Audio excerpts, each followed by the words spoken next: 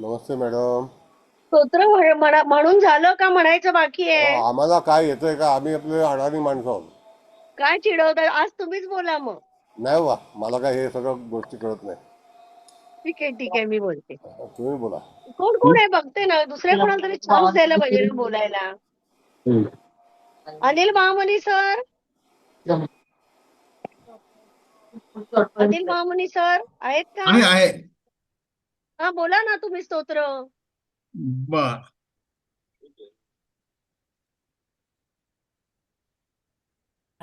श्री गणेशाय नमः.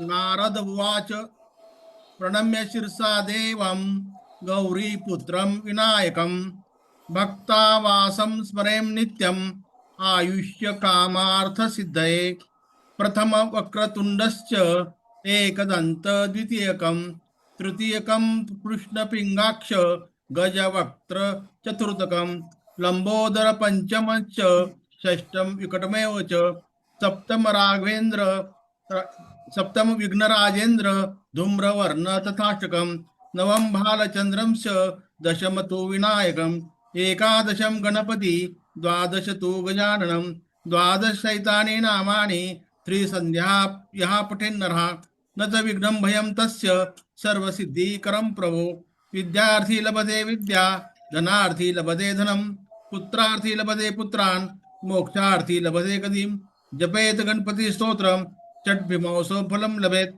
संवत्सरेण सिद्धिं च लभते नात्र संशयः कष्टभ्यो ब्राह्मणभ्यश्च लिखित्वा यः समर्पयेत् तस्य विद्या भवेत् सर्वा गणेशस्य प्रसादः इति श्री नारद पुराणे संकटनाशनं श्री गणेश स्तोत्रम संपूर्णम.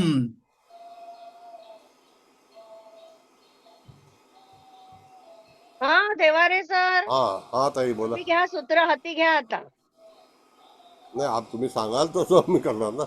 आता मी काय हो, आम्ही निमित्त, मेन तुम्ही. नाही नाही, खरी गोष्ट आहे. कुबल मॅडम, तुम्ही आला आहात का? सर नाही आले. आले आले आले. आलात का? आलात का? हा, बरं, ठीक आहे. धन्यवाद. हा मी धन्यवाद मॅडम. नमस्कार केला पण तुम्ही ते सरांशी बोलत होते ना. ओके ओके ओके, धन्यवाद मॅडम. हां, बरं. सर्वांना नमस्कार. आणि आज आपण आता एक पत्रिका वाचन करणार आहोत. गेल्या वेळेला आपला बराचसा विषय झालेला आहे, तर त्यामध्ये त्या विषयाला धरूनसुद्धा आणि कुठे कुठे वेध लागतो, कुठला कुठला ग्रह आहे, त्यावरून आपल्याला वेदाचा विचार करायचा असतो. मग आता हा वेदाचा विचार करतेवेळी आत्ता जी कुंडली पण मॅडमने काढून मला पाठवली होती, तर त्याचेसुद्धा तिथे आपण प्रिंट घेतलेली आहे. तर आजचा फलादेश जो आहे तो त्या ठिकाणी चंद्र जो आहे तो आज वृश्चिक राशीमध्ये त्या ठिकाणी आपल्याला आढळतो आहे. कळलं का? आणि चंद्राने जेव्हा वृश्चिक राशी आहे ती पश्चिमेला आहे आणि लग्नसुद्धा वृश्चिकच आहे. तर ज्येष्ठा नक्षत्राला लग्न मूळ आहे आणि जे चंद्र आहे तो ज्येष्ठामधला उत्कृष्टांशामध्ये आहे. आता उत्कृष्टांश म्हणजे काय? तर उत्कृष्टांश म्हणजे वन ऑफ द बेस्ट असं त्याला म्हटलं जातं. पण चंद्राने आता जो वेध घेतलेला आहे तो पुष्य नक्षत्राच्या चतुर्थ चरणाला दरिद्रांशाला वेध घेतलेला आहे. मग तिथे कुठलाही ग्रह नाही, म्हणजे गोचरीचा आपण जर तपास केला तर. आणि त्या ठिकाणी उजवा वेध जो आहे तो उत्पन्नांशाला गेलेला आहे आणि तो उत्पन्नांश स्वाती नक्षत्राच्या चतुर्थ चरणाला आहे. आणि त्यातला डावा वेध जो आहे तो डावा वेध वरती त्या ठिकाणी नृपांशाला गेलेला आहे आणि तो नृपांशामध्ये अश्विनी नक्षत्राचं चतुर्थ चरण आहे. मग त्या ठिकाणी पण कुठलाही ग्रह नाही.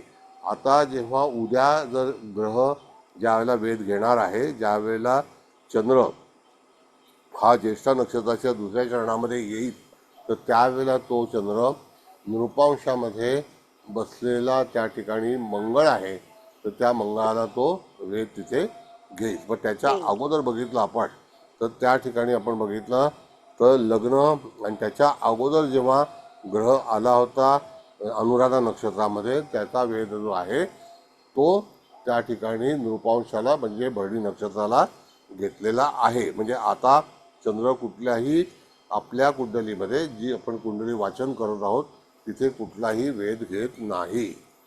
म्हणजे तो त्या ठिकाणी लग्न पण त्याच्यापासून दूर आहे, म्हणजे लग्नाला पण वेध घेणार नाही, सन्मुख वेध नाही आहे, डावा पण नाही, उजवा पण नाही, तर त्याने कालच तिथे जेव्हा वृश्चिक राशीला चंद्र होता, जसं आजची डिग्री किती असेल त्याच्यावर आपण जर बघितलं तर चंद्र हा आजच्या डिग्री अंशाला त्या ठिकाणी 7-18 आहे.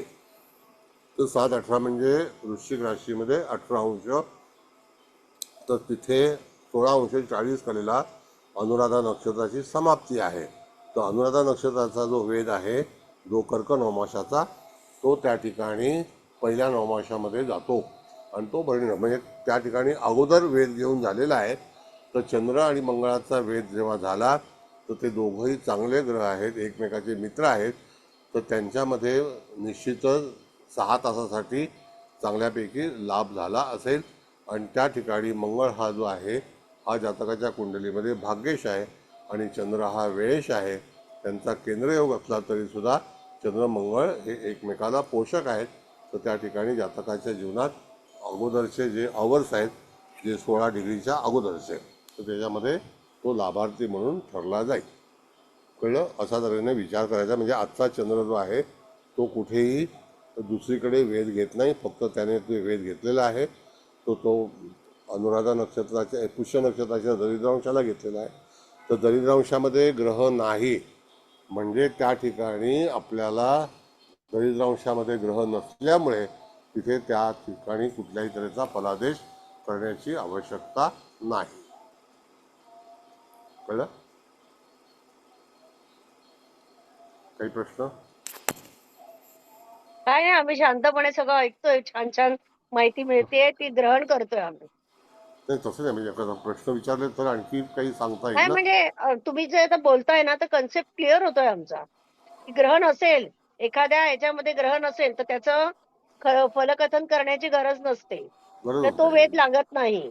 आणि त्याच्या अगोदरचा जेव्हा 16 डिग्री 40 कलेच्या अगोदर जेव्हा ग्रह होता तर त्यावेळेला त्याने मंगळाला वेध घेतला होता आणि मंगळ मुळातच त्या ठिकाणी भरणी नक्षत्रामध्ये प्रथम चरणात आहे आणि तो चांगल्या सूक्ष्मांशामध्ये आहे. तर त्या ठिकाणी मंगळ तुमच्या जीवनामध्ये निश्चितच चांगल्या सूक्ष्मांशामध्ये असल्यामुळे तर त्या ठिकाणी तो चांगला प्रतिसाद देईल. जसं शनीसुद्धा चांगल्या सूक्ष्मांशामध्ये आहे, मंगळसुद्धा चांगल्या सूक्ष्मांशामध्येच आहे. तर त्याचं फलित जे आहे ते स्थानाप्रमाणे म्हणजे षष्ठ स्थान, सप्तम स्थान, मंगळाचं भाग्यस्थान आणि त्या ठिकाणी चतुर्थ स्थान. तर ह्या ठिकाणी मंगळाने ऑलरेडी तुम्हाला चांगली फळं दिलेली आहेत. तर मग त्याला कॅल्क्युलेशन कसं आहे, मंगळ हा वास्तूचा कारक आहे, शनी हा सरकारी नोकरीचा कारक आहे आणि तो सप्तमाधिपती आहे. जर समजा तुम्हाला स्वतःला नोकरी मिळाली नसेल तर जोडीदाराची नोकरी ही जी आहे ती सरकारी असण्याची शक्यता आपण वर्तवू शकतो. बरोबर आहे, 101% बरोबर आहे हे. हां 1001% बरोबर आहे. म्हणजे पत्रिका वर्तवण्याचं जे काही तज्ञ जे कला आहे ना ती आपण शिकत आहोत. हो ना, खरं आहे. बरं. मग आता त्या ठिकाणी आपण गेल्या वेळेला सगळी पत्रिका वाचली होती. आता त्याच्यामधून पहिल्यांदा सूक्ष्मांश पण ठरवले होते, त्याच्यानंतर आपण नाडी पण विचार केला होता. नाडीच्या नंतर आपण इत्यादी काही संकल्पना मांडल्या होत्या की जन्माच्या वेळेला जातकाच्या जीवनामध्ये कुठल्या कुठल्या ग्रहाने कायमस्वरूपी वेध घेतलेले आहेत. तर शनी, मंगळ आणि लग्नबिंदू म्हणजे रवी. तर त्या ठिकाणी त्याला वेध घेतला होता. तो जन्माच्या वेळेला तो कधीही निघणार नाही. म्हणजे जातकाच्या जीवनामध्ये हे 3 ग्रह जे आहेत ते एकमेकाला एकमेक वेध घेत असल्यामुळे रवी हा जो त्याचा लग्नाधिपती आहे आणि तो लाभामध्ये आहे. तर कधी शनीने जेव्हा रवीला वेध घेतला तर तो त्या ठिकाणी लाभस्थानामध्ये बसलेला आहे. त्याच्यामुळे जातकाला शनी हा ताबडतोब लाभ देत नाही, तर त्याला कष्ट करायला लावतो आणि त्या ठिकाणी त्याला अंगमेहनत करूनच त्या ठिकाणी लाभ मिळतात. आणि शनी आणि मिथुन राशीचा रवी असल्यामुळे त्याला नाना तऱ्हेचे उद्योग करून धनप्राप्ती करण्याची संधी उपलब्ध होते, असा त्या ठिकाणी फलादेश केला जातो. हा ताई? करेक्ट आहे. हा. आणि मंगळ हा जो बलवान आहे तो मंगळ त्या ठिकाणी शिवनवमाशामध्ये आहे, त्याला अत्यंत शुभ स्लॉट मिळाला आहे. तसाच शनीला सुद्धा चांगला स्लॉट मिळालेला आहे. तर त्या ठिकाणी शनी आणि मंगळ हे 2 विरोधी ग्रह आहेत, पण तरीसुद्धा त्यांना बैठक चांगली मिळाल्यामुळे जातकाच्या जीवनातलं जे सार्थक आहे, रिलेटेड प्रॉपर्टी, रिलेटेड हाऊस आणि त्या ठिकाणी यथाकदाचित जातक हा पुढे जाऊन शेतजमीन वगैरे घेण्याची शक्यता त्याच्यामध्ये दर्शवली जाते. असं आहे.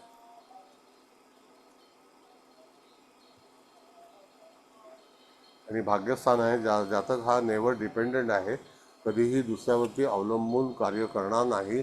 कारण का की त्या ठिकाणी आपण बघितलं तर भाग्यामध्ये मंगळ आहे आणि तो मंगळ चांगल्या सूक्ष्मांशामध्ये आहे. म्हणून जातकाला स्वकर्तृत्वावरती आपलं जीवन जे आहे ते जगण्याचा प्रयत्न करायचा असतो आणि तो बिलकुल कधीही डिपेंडंट राहत नाही, अवलंबून राहत नाही. एक सुटला की दुसरा, दुसरा सुटला की तिसरा, अशा तऱ्हेने जातकाच्या जीवनामध्ये बदल घडत असतो. हा त्यांचा नियम आहे. आणि तो चरराशीत असल्यामुळे 1, 4, 7, 10 ह्या चरराशी आहेत. शनी हा द्विस्वभावी राशीमध्ये आहे, त्याला कॉमन झोडियाक म्हणतात. तर त्या ठिकाणी द्विस्वभावी राशीचा वेगळा भाग आहे. स्थिर राशीचं लग्न आहे, त्याच्यामुळे जातकाच्या याच्यामध्ये लग्न जो आहे तो त्या ठिकाणी कॉमन आहे. तर त्या कॉमन झोडियाकमध्ये जातक हा सगळ्या लोकांशी परिचय करून आपलं जीवन जे आहे त्याला संबंध जोडणे म्हणतात, किंवा आणखी इत्यादी लोकांशी संबंधित होऊन नंतर तिथे आपल्याला काय पाहिजे किंवा ज्ञान पाहिजे का ह्या सगळ्या गोष्टीचा तर त्याच्याकडे ती अपेक्षा असते. कुंडलीचं वाचन करणं हा एक व्यवस्थित तुम्हाला फॉर्म्युला कळला पाहिजे. Yes sir. हा. कारण ते वाचन केलं नाही तर त्या ठिकाणी आपल्याला कन्फ्युजन होईल. खरंय खरंय. हां. तर वाचनाची जी काही पद्धती आहे ना मॅडम, तर ती पद्धती ही जी आहे तिला फार महत्त्व आहे. तुम्ही उद्या समजा एखाद्याची पत्रिका वाचन करणार आहात तर त्यावेळेला त्याचे जे संकेत आहेत त्याला अनुसरून आपलं भाष्य असणं फार गरजेचं आहे. मग भाष्य करताना तुम्हाला भावाचा विचार केला पाहिजे, स्थानाचा विचार केला पाहिजे, ग्रहाचा विचार केला पाहिजे, नक्षत्राचा विचार केला पाहिजे. आता भरणी नक्षत्र जे आहे हे नक्षत्र जरी ते यमाचं असलं तरीसुद्धा ते पूर्ती करणारं नक्षत्र आहे असा संकेत आपल्या विद्वानांनी सांगितलेला आहे. त्याची देवता यम आहे, पण तरीसुद्धा त्या ठिकाणी मंगळ जो आहे तो त्या ठिकाणी सगळी पूर्ती म्हणजे तुमच्या आशा आकांक्षा त्या सगळ्या पूर्ण होतील असा संकेत जो आहे तो भरणी नक्षत्राचा दर्शवला जातो. म्हणजे आपण आता सूक्ष्मांशाचा पण विचार केला, नक्षत्रांचा पण केला आणि स्थानाचा पण केला, आणि त्याच्यावरती प्रतियोग जर होणार असेल तर त्यावेळेला त्याचा प्रतियोगाचा पण आपण विचार करायचा. असं आहे. त्याच्यामध्ये मॅडम कठीण जो योग आहे तर समसप्तकमध्ये जर एखादा ग्रह त्या ठिकाणी एकमेक शत्रू असतील आणि त्यांना जर जन्मताच वेध लागत असेल तर त्यावेळेला त्या जातकाच्या जीवनामध्ये काही कठीणाई तिथे तयार होते. घडामोडी घडू शकते. हां. आता जसं आपण पाहिलं तर बघा, मंगळ असा भाग्यात दाखवला जातो आपल्याला आणि शनी अष्टमात दाखवला जातो, म्हणजे ते एक राशांतर योग आला की नाही. मग तसं त्या ठिकाणी आपण डावीकडे गेल्यानंतर भरणी नक्षत्र आणि शनी महाराज ज्या नक्षत्रामध्ये उत्तरामध्ये आहेत तर ते सुद्धा एक राशांतर योगामध्ये, पण ते उत्तर दिशेला आहे, कारण भरणी नक्षत्र उत्तर ईशान्येला आहे. कळलं? आता उत्तर ईशान्येचं नक्षत्राचं जे फलित आहे म्हणजे सर्वतोभद्र चक्रामध्ये हे डिरेक्शन का दिलेलं आहे, कारण का की आकाशसुद्धा असंच्या असंच आहे आणि त्याच्यामुळे त्या ठिकाणी उत्तर ईशान्येला असल्यामुळे तिथे ईशान्य दिशा ही आपली आर्थिक दिशा दर्शवली जाते. अधिकतम त्या ठिकाणी कालपुरुषाची कुंडली जेव्हा आपण मांडतो त्यावेळेला लग्नस्थान हे मेषेचं येतं आणि त्याचं 12व्या स्थानामध्ये शनी आहे, असं आहे ते. मग कधी कधी अशा वेळेला भरपूर काही लिमिटेशन्स येतात, बंधने येतात, अशा तऱ्हेचा भाग जो आहे. पण त्या ठिकाणी मीन राशीमध्ये ग्रह असेल आणि धनुराशीमध्ये ग्रह असेल तर जातकाच्या जीवनामध्ये गुरुच्या राशीमध्ये जेव्हा ग्रह असतो राहू केतू सोडून, तर त्यावेळेला निश्चितच जातकाला भरभराटीचे दिवस हे इन फ्युचर पाहायला मिळतात. हा संकेत आहे. म्हणजे प्रत्येक राशीचे गुणधर्म जे आहेत ते गुणधर्म आपल्याला व्यवस्थित माहिती असायला पाहिजेत. म्हणजे प्रत्येक राशीचे गुणधर्म जे आहे, वृषभ काय सांगते, मिथुन काय सांगते, कर्क काय सांगते, तर अशा वेळेला तो त्या राशीची कपॅसिटी काय आहे असं.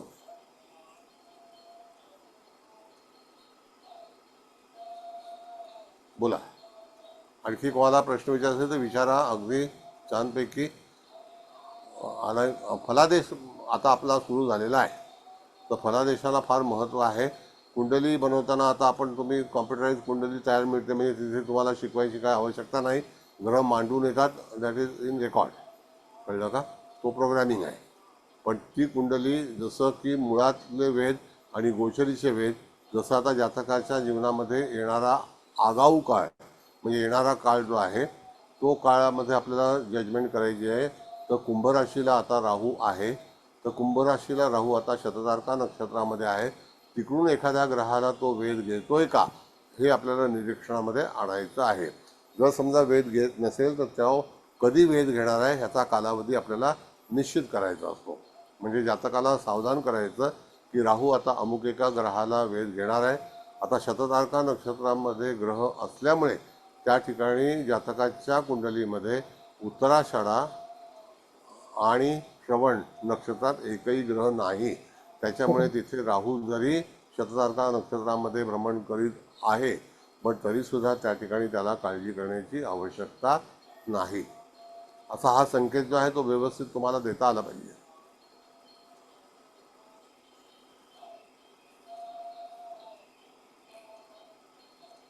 म्हणजे सगळ्या ग्रहाचं परीक्षण करून नंतर खरोखर एखादा ग्रह तिथे ठिकाणी जर राहू सप्तमात आहे का, म्हणजे राहू तिथे शततारकामध्ये आहे तर ती उत्तर वायव्य दिशा आहे. पश्चिम वायव्याला त्याचा वेध लागतो. त्याचा वेध जो दर्शवलेला आहे तर तो अभिजित नक्षत्राला दर्शवलेला आहे.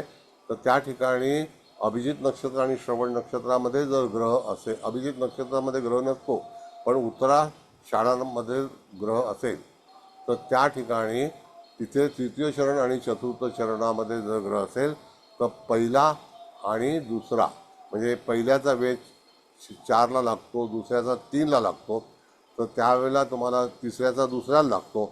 मग अशा तऱ्हेने श्रवण आणि उत्तराषाढा नक्षत्रामध्ये कुठलाही ग्रह नाही म्हणून राहू तिथून आता भ्रमण करत आहे. त्याच्यामुळे तुम्हाला काळजी करण्याची आवश्यकता नाही, कारण राहू हा त्या ठिकाणी वेध लावत नाही. म्हणजे वेध लावतात गोचरीचा पण तिथे ग्रह नसल्यामुळे त्याला वेध घेण्याचा अधिकारच नाही आहे तिथे. त्याच्यानंतर धनिष्ठा नक्षत्रामध्ये राहू हा रेट्रोगेट जातो, तर त्यावेळेला तो पश्चिम वायव्येला धनिष्ठा नक्षत्रामध्ये जेव्हा येईल तर त्यावेळेला पहिला जो सूक्ष्मांश आहे तो क्रूरांश आहे आणि त्याच्यानंतर अभयांश आहे. मग आता हे दोन जी चरणं जी आहेत तर ती कुंभ राशीतली आहेत. कुंभ राशीचा आरंभ जो आहे तो अभयांशामध्ये होतो. बोला. हे सगळं आपल्याला जेव्हा तुम्ही शिकवायला घ्याल किंवा फलादेश करायला घ्याल त्यावेळेला हा सगळा संदर्भ तुमच्या गाठीशी असणं गरजेचं आहे. जर आम्ही फलादेश करू, शिकवायचं काम तुम्हीच करायचं. नाही नाही आता नाही कसं असतं मॅडम की बघा प्रत्येकाला स्वातंत्र्य आहे, त्याच्यामध्ये मी कोणालाही डिस्करेज करत पण नाही. तुमच्याकडे जी कला आहे ना ती स्पेशालिटी आहे तुमची. ती अशी कोणाला जमणार नाही सहज आणि सुलभपणे. त्यासाठी नाही किती वर्ष तुम्ही घटवलेत. एका लेक्चर नाही मध्ये काय आमचं होणार, आम्हाला पण 12 वर्ष तप करायला लागेल तेव्हा ते आम्हाला आत्मसात होईल असं आपलं माझं मत. असं आहे मॅडम की माणसाने ना उमेद राहू नये. उम्मीद के ऊपर दुनिया चलती है. तर त्या ठिकाणी कधीही कोणाला आपण कमी समजायचं नाही. बरोबर.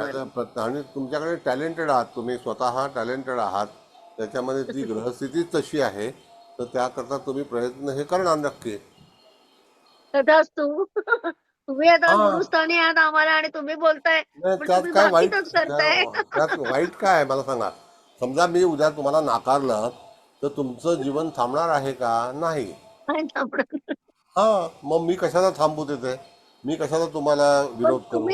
तुम्ही आम्हाला स्वीकारलं त्यामुळे नवीन ज्ञानगंगा आमच्यापर्यंत पोहोचली. हे सत्य विसरून चालणार नाही मी. नाही आमच्यापर्यंत हे नॉलेज नव्हतं. सर्वतोभद्रचा शब्दच आमच्यापर्यंत पोहोचला नव्हता. हे मी तुम्हाला जाहीरपणे सांगते. पण तरी सुद्धा कसं आहे की बघा मॅडम, मी प्रत्येकाला सांगतो की तुम्ही कार्य करा. कसं आहे की हे शिवशास्त्र आहे, त्याच्यामध्ये आपण अनवॉन्टेड काही गोष्टी करणार नाही आहोत. खरंय, त्याच्याकरता खरंय. भगवंताने असं सांगितलेलं आहे की माझ्या शास्त्राचा हा पूर्णपणे विकास झाला पाहिजे. आणि त्या ठिकाणी बरोबर. एखाद्या सहाय्यकाला तुम्ही जर शिकवलं आणि तो जर शिकवत असेल तर त्याला काही हरकत नाही आहे. फक्त हो, त्याचे जे अँगल्स आहेत ते फार महत्त्वाचे आहेत. बरोबर. असं आहे. ते गोचर आज छान पाठवलेत तुम्ही गोचर. हो येस मॅडम सगळे गोचरच्या ग्रह मॅडम ते त्यांनी मला ते लिहून पाठवलं सरांनी, फ्रंकिल सर आहेत ते शहा सरांनी. पण तुम्ही ते अगदी त्या सर्व तो भद्रमध्ये मांडून पाठवल्यामुळे आणखीन छान वाटलं. बरोबर. नाही ती कुंडली मॅडमने काढून मला पाठवली, माझ्याकडे काय सॉफ्टवेअर नाही आहे, हा तर मला काय आवश्यकता नाही घ्यायची. त्या बरोबर. ठिकाणी मी काही ज्योतिष पाहत नाही का खरे कन्सल्टन्सी करत नाही, त्याच्यामुळे मला काय सर्वतोभद्र चक्र वगैरे काही आवश्यकता नसते. आणि जर समजा तसंच काही कोण इमर्जन्सी काही विचारलं तर लगेच आपल्याला तोंडपाठ सूक्ष्मांश असतात आणि त्याच्यावरती त्याचा फलित काय असेल ते आपण सांगू शकतो. बरोबर. असं आहे. पण आहे एकदम चॅलेंजिंग आहे हे. हो मस्तच आहे. आहे. म्हणजे इंटरेस्ट एखाद्या अलिबाबाच्या गुहेत कसं माणूस जातो आणि इकडे तिकडे शोधतो, तसं आम्ही ते ग्रह, त्याचे वेध असे असे शोधत असतो. नक्की. आता ही सवय एकदा लागली ना मॅडम की त्या ठिकाणी बघा कसं असतं की ज्योतिषी कसा उत्तम बनतो, तर रोजची त्याची सवय ठेवली पाहिजे की तो उठता उठता आज आकाश कसं आहे, आज बरोबर. आकाशामध्ये स्थिती कशी आहे. मग आकाशातला खरंय. चंद्र जरी आज नीचेचा असला, आज पौर्णिमा जरी असली तरीसुद्धा ती पौर्णिमा जी आहे ती वैशाख पौर्णिमा जी आहे त्या ठिकाणी बरोबर आता रोहिणी नक्षत्रामध्ये चंद्र आहे आणि नैऋत्येला चंद्र जो आलेला आहे तो आता अनुराधातून आता त्या ठिकाणी ज्येष्ठामध्ये त्याचं परिवर्तन झालेलं आहे. मग आता त्याच्या अगोदर पौर्णिमा म्हणजे विशाखा म्हणजे वैशाख, कळलं का. आणि जसं की अनुराधाला महिना नाही आहे, ज्येष्ठ महिना जो आहे तो वैशाख आणि नंतर ज्येष्ठ लागतो. मग पुढची पौर्णिमा जी होणार आहे तर त्यावेळेला सूर्य मिथुनेमध्ये असेल आणि त्यावेळेला ज्येष्ठ महिन्यातली पौर्णिमा असेल ती. मग पौर्णिमासुद्धा सगळ्या ठिकाणी प्रत्येक नक्षत्राला त्यांनी तो तो महिना अकॉर्डिंग टू दिलेला आहे. म्हणजे क्षितिजावरती ज्यावेळेला चंद्र येईल आणि तो जेव्हा एका महिन्यानंतर ज्येष्ठा नक्षत्रात असेल आणि त्यावेळेला सूर्य जेव्हा मिथुन राशीमध्ये असेल तर त्यावेळेला ज्येष्ठ महिन्याची पौर्णिमा होईल, हा नियम आहे. बरोबर. मग ज्येष्ठानंतर आषाढ, मग पूर्वाषाढा आणि उत्तराषाढा. मग उत्तराषाढामध्ये जेव्हा चंद्र असेल आणि त्यावेळेला कर्क राशीमध्ये जेव्हा रवी जाईल त्यावेळेला आषाढाची पौर्णिमा आहे. म्हणजे हे महिने जसे आपल्याला दिलेले आहेत चैत्र वैशाख ज्येष्ठ, हे सगळे महिने जे आहेत ते चंद्राच्या तिथे भ्रमणावरती त्यांनी नक्षत्रांचा विचार करून 12 महिने 27 नक्षत्रातून हे केलेले आहेत.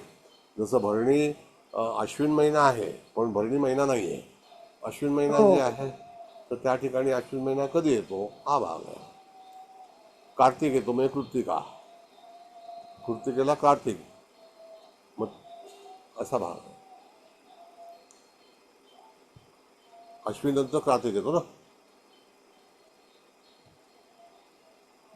मग मार्गशीर्ष, मग पुषला पौष महिना, पुष्य नक्षत्राला पौष महिना, मघा असेल तर माघ महिना, असं आहे. मग ह्या सगळ्या ठिकाणी आपल्याला नक्षत्रांचे विचार जे आहेत ते आपल्या आचार्यांनी करून ठेवले आहेत. पण आता पत्रिका वाचण्यामध्ये जरा थोडंसं हे करू नका, मदत करा मला. आणि तुम्हाला काय काय प्रश्न विचारायचे असतील ते विचारा, म्हणजे मी पुढे सरकत राहीन. आणि आणखी काही प्रश्न असतील किंवा एखादा शूलबिंदू कधी ॲक्टिव्ह होईल, कोणत्या साली होईल, हे आपण गेल्या वेळेला घेतलं होतं, नाडी कशी असेल, तर असे भिन्न भिन्न प्रश्न विचारा. तर तिथे इतरांना तरी कळेल, म्हणजे आता जे लोक व्हिडिओ पाहणार आहेत त्यांना सुद्धा कळेल, जे उपस्थित आहेत त्यांना पण कळेल. तर आपण कालच्या क्लासमध्ये च, द आणि प अशी अक्षरं घेतली, ती कशावरून घेतली काही कळलं नाही. काय म्हणाल मॅडम? च उत्तरेला आपण हां च, च जे द. असं चंद्रकांत ज्याचं नाव असेल तर हा चंद्रकांत जे नाव आहे तर ते रेवती नक्षत्राच्या जवळ जे व्यंजन आहे ते रेवती नक्षत्राच्या जवळ आहे. मग तिथे द आणि च ही अक्षरं येतात. म्हणजे मीन राशीमध्ये ज्याचा जन्म होतो त्या ठिकाणी त्याचं नाव जे आहे ते द आणि च ह्या ह्याच्यामध्ये येतं. जसं ग आणि स कुंभ राशीमध्ये आहे, ज आणि ख मकर राशीमध्ये आहे, भ आणि फ धनु राशीमध्ये आहे, न आणि य वृश्चिक राशीमध्ये आहे, र आणि त तुळा राशीमध्ये आहे, प हा जो आहे तो कन्या राशीमध्ये आहे.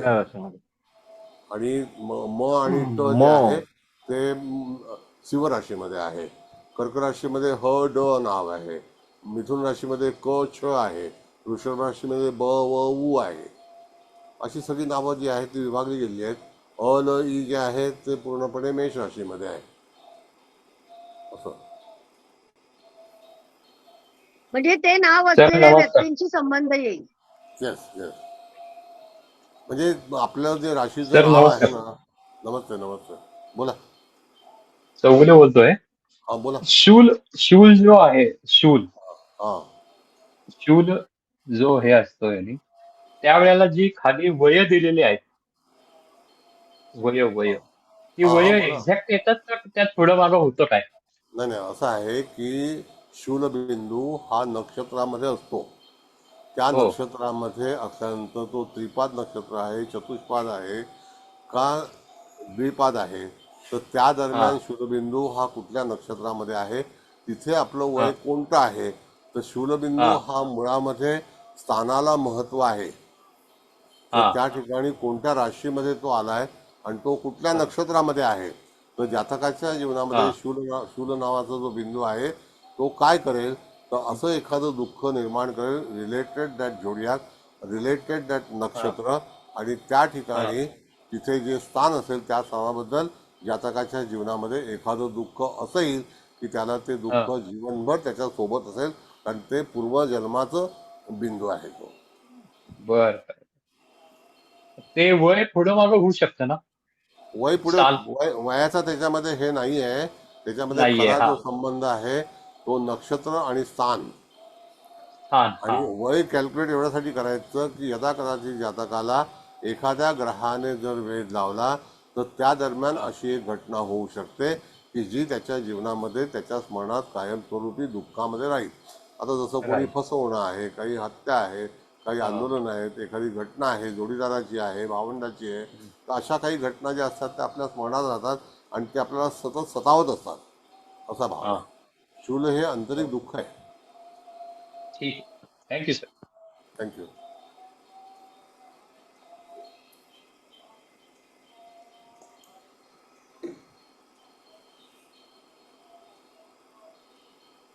बोला. आणखी कुठल्या कुठल्या संदर्भाबद्दल माहिती हवी असेल तर तुमच्याकडे आराखडा आहे, तुमच्याकडे पेपर आहे, त्याच्या अनुसरून तुम्ही एखाद्या ग्रहाबद्दल तपशील विचारा.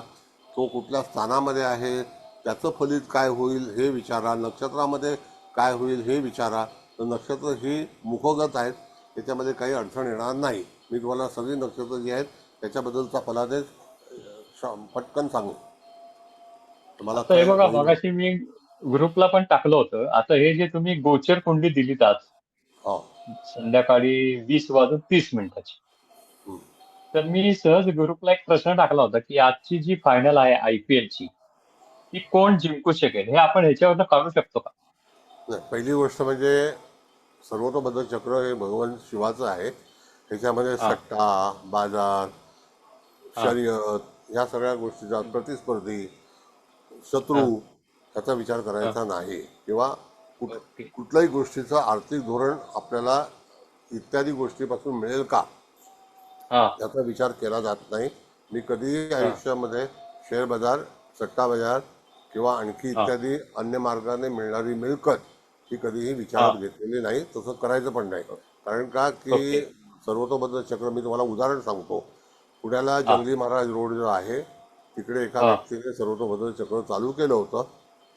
बर आणि तो म्हणाला होता की मी तुम्हाला सट्टा बाजार वगैरे सगळं शिकवेन आणि बर मटक्याचे आकडे आकडे पण शिकवेन आणि पैसे कसे कमवायचे हे शिकवेन.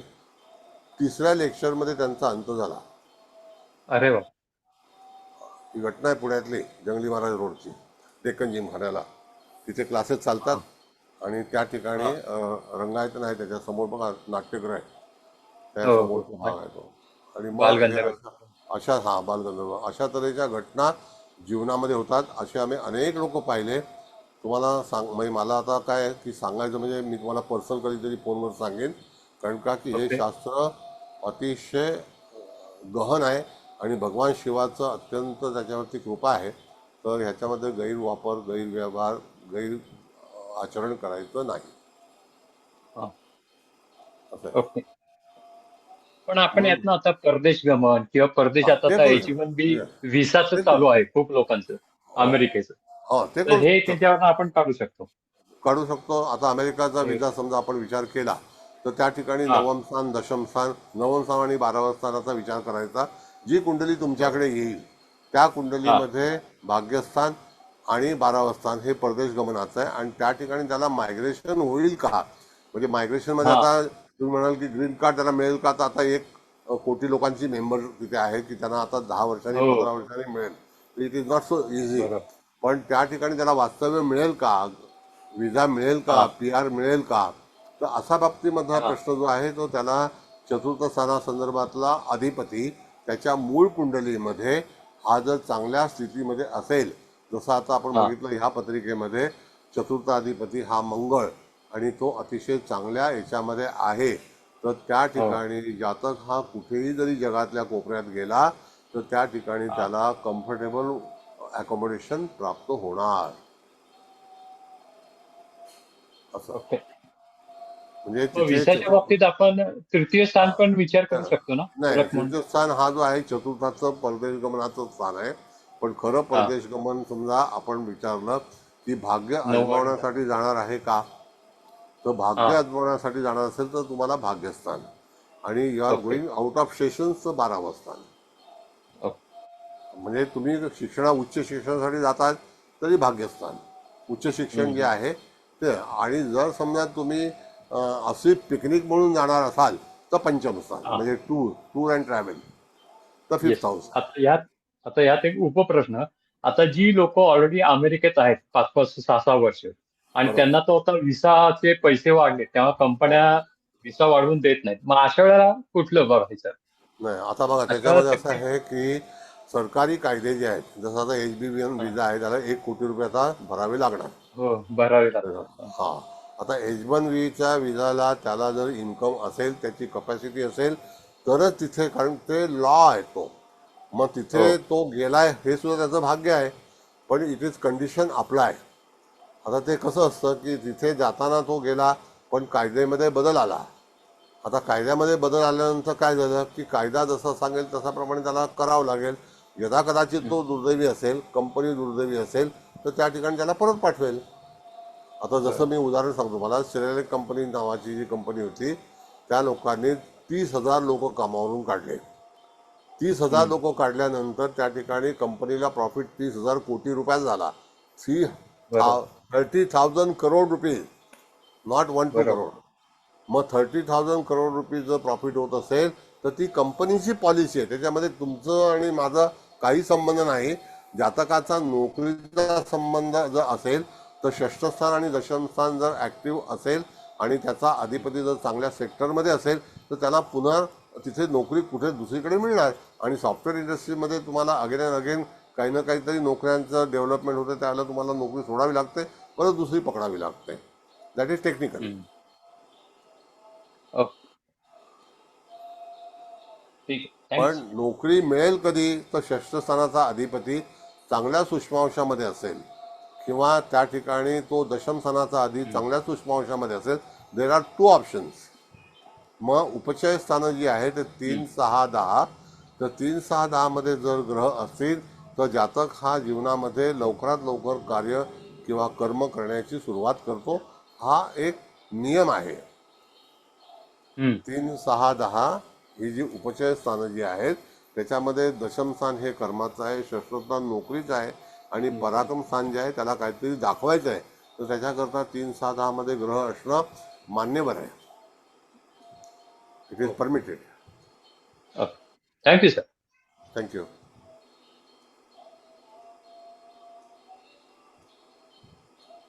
असे प्रश्न विचारा. बघा, ज्योतिष शिकायचं आहे तर तुम्हाला वेदशास्त्र, आता जसं सरांनी विचारलं तर त्या ठिकाणी शूलबिंदूचा आक्षेप विचारला तर त्याच्यावर तुम्ही उत्तर दिलं.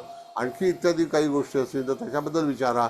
बरेचशा गोष्टी असतात ते आपल्याला जे ताराचक्रामध्ये आपण बघितलं तर सूर्यात नक्षत्र बिंदू जे आहेत त्याचा अभ्यास करा, वारंवार विचारा, तर त्या ठिकाणी तुमचं जे आहे डेव्हलपमेंट होईल.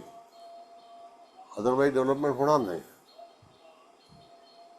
मग तो बिंदू कुठे आहे त्याच्यावरती, आणि हा जो नियम आहे, each and every person in the world, की त्याच्या आंतरिक दुःखामध्ये काही ना काहीतरी कमतरता ही निश्चित येणार, आणि ती त्याला त्या अकॉर्डिंग टू हाऊसेस, म्हणजे त्या ज्या स्थानामध्ये तो ग्रह असेल तिथे त्याला जास्ती आहे. आता काय कसं आहे की खगोल काय सांगतं की राशी फिक्स आहेत, ग्रहाची मोमेंट आहे, नक्षत्र फिक्स आहेत.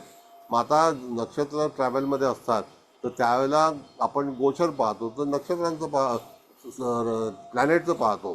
कारण का की प्लॅनेट इन ट्रॅव्हल असं आहे. म्हणजे नक्षत्र ट्रॅव्हल करतच नाही, नक्षत्र स्थिर आहेत आणि ते स्वयंप्रकाशित आहेत. त्या नक्षत्राला जे काही वर्णन आहे त्यांच्याकडून जे प्लॅनेटला मिळतं ते प्लॅनेट राशी आणि नक्षत्र यांचा समावेश त्याच्यामध्ये असतो, आणि तसा आपल्याला त्या ठिकाणी जातकाला तो फलादेश मिळतो.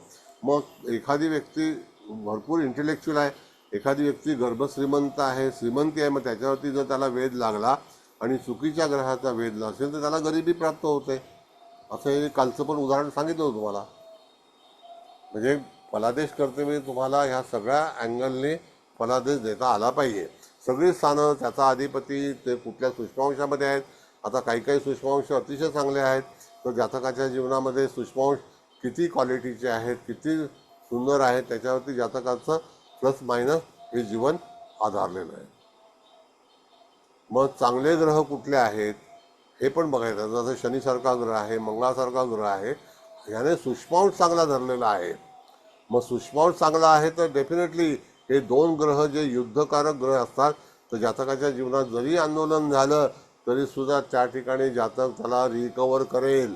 आणि अशी आंदोलने जातकाच्या जीवनात अनेक प्रकारे झाली असतील, पण तरीसुद्धा त्याने तिथून रिकव्हरी केलेली आहे. हा संदर्भ आहे, हा फलादेश आहे. हा कुबल मॅडम बरोबर आहे की नाही? तर आहेच ना, आता तुम्ही शिकवता म्हटल्यावर नाही नाही, तसं नाही. म्हणजे मला आपल्याला आहे ना. ऐकायचं असतं. इथे हा, बरं. आजच्या गोचर कुंडलीत काल कसं आपण हे घेतलं होतं ना, म्हणजे नाडी पण घेतली ना, तर हो. इथे ती नाडी चंड नाडी आलेली आहे ना, आणि आपण हर्षल धरत नाही, पण इथे आजच्या गोचरीमध्ये मंगळ आणि हर्षलाला पण वेध घेतलाय की नाही? नाही, आता कसं आहे सांगतो मला मॅडम. हर्षलनी जर मंगळाला वेध घेतला असेल तर हर्षलची जी लाईन लेवल आहे तर ती 7.5 वर्षाची आहे. आता 7.5 वर्ष डिवायडेड बाय 9 केलं तर साधारणतः 11 महिने वेध लागतो. आता 11 महिने एकाच ग्रहाला जर वेध लावणार असेल तर त्याचे 11 महिने वादग्रस्तच होतील. म्हणून शनीला पण तो लिमिटेशन दिलेलं आहे. हर्षल हा, चांगला आहे, म्हणजे उत्कृष्ट अंश मध्ये आहे तसा. नाही, इट्स ओके, इट्स ओके. उत्कृष्ट अंशामध्ये हर्षल आहे, लग्नी आहे, सिंह राशीमध्ये आहे, पण त्या ठिकाणी हर्षल उत्कृष्ट अंश म्हणजे वन ऑफ द बेस्ट. मग तिथे जातक हा संशोधन करेल हे वाक्य आपण सांगू शकतो. रिसर्च डिपार्टमेंटला जाईल किंवा एखादा शोध घेईल, एखाद्या गूढशास्त्राबद्दल त्याची आखणी असेल, त्या ठिकाणी त्याचा परिचय होऊ शकेल, अशा तऱ्हेचा भाग आहे, एखादी डेव्हलपमेंट होऊ शकेल. पण वेधकर्ता ग्रह जर हर्षल असेल, त्याने एखाद्या ग्रहावरती घेतला तर 11 महिने तो ग्रह जर वेदाच्या अंतर्गत आला आणि मंगळासारखा ग्रह आला तर त्या ठिकाणी जेव्हा हर्षलाचा शोध लागला त्याच्या अगोदर सर्वतोभद्र चक्र निर्माण झालेलं आहे.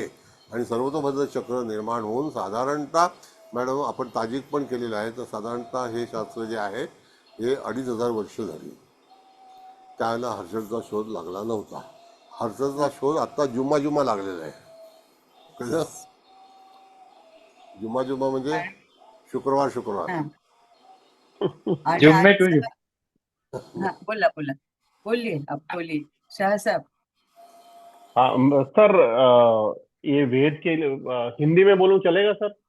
हाँ, सबको प्रॉब्लम कोई नहीं भी है। हाँ, बात ठीक। नहीं. सर जब समझो कि चंद्र के एक फॉर एग्जांपल चंद्र विशाखा में सौम्यांश में है, ठीक है ना, उसको सामने से सूर्य के सौम्यांश से एक वेद लग रहा है।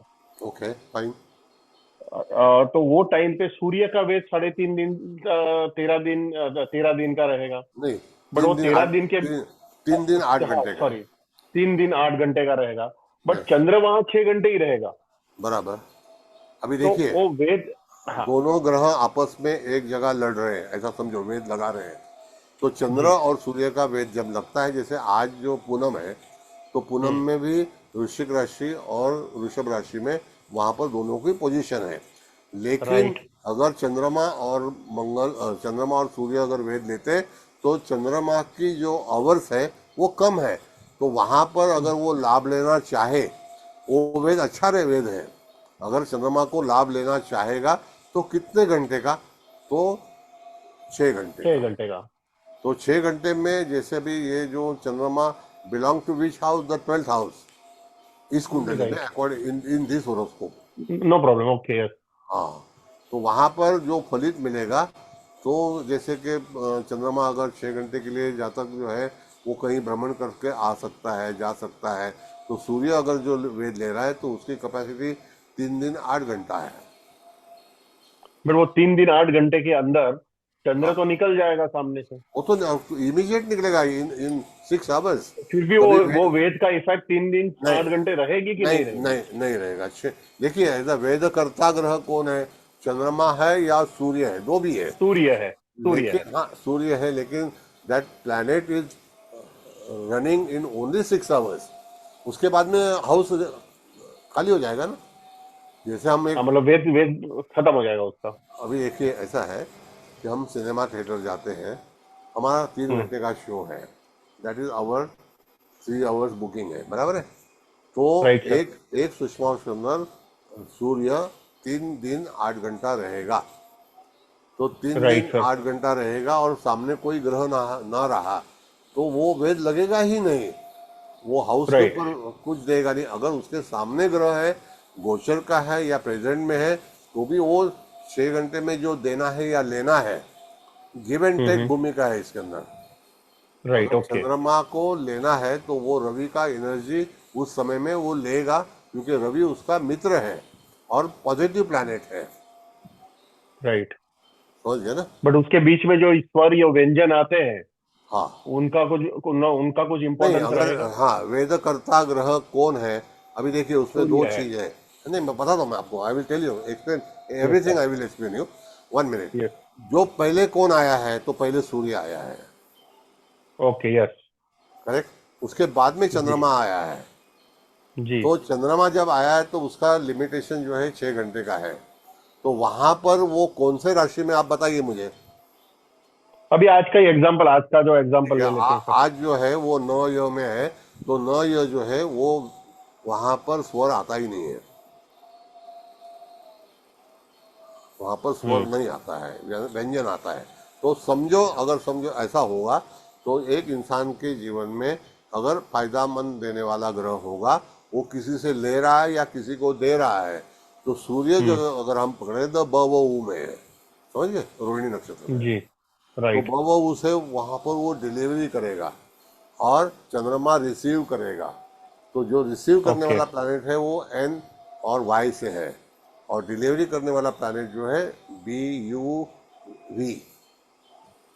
जैसे बराबर। भरत, हाँ, जैसे कि भरत भाई नाम जो आता है वो धनु राशि में आता है, हाँ, भावेश हाँ, आता है वो वो, बाबूलाल बाबूलाल हो हाँ गया। हाँ, यस, तो वैसा है। बाबूलाल इज डिलीवरिंग, हाँ, बट और उस विनोद है या राइट, वर्षा है, समझ गए ना। राइट। यू है, उमाकांत है, तो वैसे नहीं, तो वो उसको हम रीड कैसे करेंगे सर? उसको हाँ, तो रीड वो कैसे करेंगे? आपको फायदा, जैसे चंद्रमा अगर रिसीव कर रहा है तो चंद्रमा हम्म, को फायदा कौन सा स्वर दे, कौन सा व्यंजन देगा, तो ये व्यंजन ब देगा। व उ देगा, ब व उ हाँ, देगा। यस। अगर समझो चंद्रमा या तो दुखी हो रहा है, तो किस इंसान की वजह से वो दुखी होगा। अगर समझो एक बात ऐसा है कि राहु अगर कुंभ राशि में बैठा हुआ है अभी फिलहाल, और चंद्रमा राइट, 9 से, वहां तो वेद लगता ही नहीं, लेकिन रह तो से लगता है, तो रत से राइट, लगेगा रथ से स्वाति नक्षत्र से, तो वहां पर वो दुख कौन देगा उसको, तो रत का आदमी, इंसान उसके अंदर बाधा डालेगा और ग स्वर, ओके।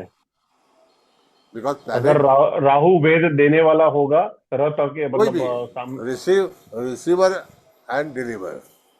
राइट, जैसे अभी एक मैकेनिज्म ऐसा है कि हम किसी को फोन करते हैं तो हमेशा हमको वहां पर आंसर मिलेगा क्या, पॉजिटिव।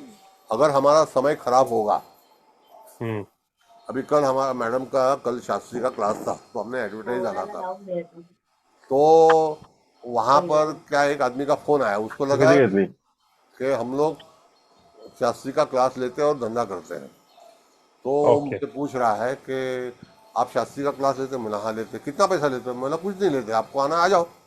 तो वहाँ हाफ मैटर खलास हो गया, पैसा लेते नहीं है, आपको आना है आ जाओ, बराबर है। बाद में बोला कि वो कहाँ करने का, हालांकि वो उसी ग्रुप का आदमी, मैं वहाँ पर 1978 से लाइफ मेंबर हूँ, तो मैं उसको नाम जानता हूँ मैं उसको। तो फिर उसने बोला कि मेरे को आके मिलना पड़ेगा आपको। मैं बोला क्यों, क्या बात है? नहीं मिलना है मुझे, आप लोग ये फोकट क्लास क्यों लेते हैं? वो मेरी मर्जी है भाई, वो मेरी मर्जी है ना, मैं फोकट लूँ, पैसा लूँ या और भी कुछ करूँ, दैट इज माई माई योर प्रेरोगेटिव। हाँ। तो वो चुप बैठा, बाद में बोला कि ठीक है। और कहाँ परीक्षा होती है? मैंने कहा भाई नासिक में जाओ और किसी को पूछो, महाराष्ट्र ज्योतिष परिषद कहाँ पर है, वहाँ पर परीक्षा होती है, आप लेना है एडमिशन ले लो, जो सब्जेक्ट रहेगा वो सब्जेक्ट मुझे बता देना, वो सिखा दूंगा मैं। तो बराबर। अभी वो सब्जेक्ट आप हंसेंगे, सब्जेक्ट क्या है मालूम है? कि बर्तन घसने वाली बाई, ये सब्जेक्ट होता है कोई? ज्योतिष में हाँ। मतलब ये कहाँ ढूंढने जाएंगे हम, और उसका पत्रिका कहाँ मिलेगा? मतलब बिना मतलब का है। अभी जैसे मैडम का क्लास है वो, तो वो सिखाते हैं, तो वो हमारे पास काफी लोग हैं, जैसे 90-80 लोग रहते हैं, तो उसको राइट। डर क्या खा रहा है कि मेरा कहीं नुकसान ना हो, आप लोग सिखाते क्यों है बिना मूल्य? क्यों फ्री में सिखाते हो ऐसा? हाँ, उसको पेट में दुख रहा है कि आप फ्री में सिखाते हो? तो मैंने कहा हमारी मर्जी है, मैंने तो आज ही एडवर्टाइज डाला कि फंसू नका।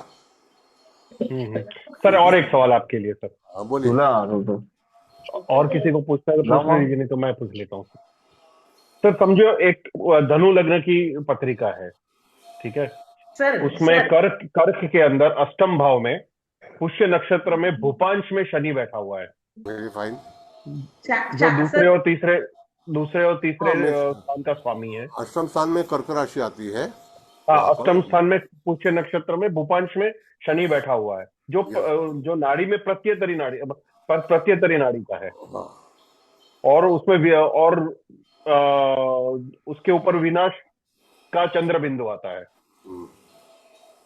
तो उसको हम कैसे पढ़ेंगे? आप मराठी में बताइए, चलेगा सब? नहीं फॉर मैं कॉमन बताऊँ, इंटरेस्ट। हिंदी में बताऊँ, गुजराती में बताऊँ, मेरे सर कोई सर तकलीफ नहीं है। मराठीत सांगा सर जरा, हाँ बोला। म्हणूनच मी शिकायला नाही, जरा तुम्ही बरं उत्तर वाटतं मराठीत मराठी. द्या असं म्हणतायत मॅडम. हा. हा, आता असं आहे की ज्यावेळेला हे सांगतात की भूपांशामध्ये शनी महाराज आहेत आणि ते कर्क राशीमध्ये आहेत, तर त्या जातकाला दीर्घायुष्य योग होईल आणि तो जगताना अतिशय चांगल्यापैकी जगेल. धनु लग्नाला आपण जर विचार केला तर धनेश आणि पराक्रमेश हे शनीचं घर आहे आणि त्या ठिकाणी जातकाचा भावंड आणि जातकाचा परिवार या ठिकाणी भूपांशामध्ये ग्रह असल्यामुळे त्याला काहीही कमतरता लाभणार नाही. पण त्या ठिकाणी जेव्हा तो एखादा सूर्याचा नक्षत्र बिंदू जो आहे, तर तो बिंदू जेव्हा ॲक्टिव्ह होईल त्यावेळेला जातकाला त्या वयामध्ये तिथे जर एखाद्या ग्रहाने वेध घेतला असेल, आता कर्क राशी आपण जर बघितली तर पुष्य नक्षत्र आपण जर पाहिलं तर त्या ठिकाणी ज्येष्ठा नक्षत्र जे आहे त्याच्यातून ग्रह जाताना जेव्हा दीर्घकालीन ग्रह असेल तर ज्येष्ठा नक्षत्रामध्ये आता कोणी येणार नाही, शनी येणार नाही, राहू येणार नाही. तर त्या ठिकाणी जातकाला आता त्या भूपांशाबद्दल भीती बाळगण्याची आवश्यकता नहीं. Got it Shah sahab? Yes sir, yes sir. हाँ, तो अगर आप वो बिंदु के बारे में पूछ रहे हैं सूर्यास्त और चंद्रास्त का, तो आप वो कौन सा बिंदु है बताइए मुझे. विनाश.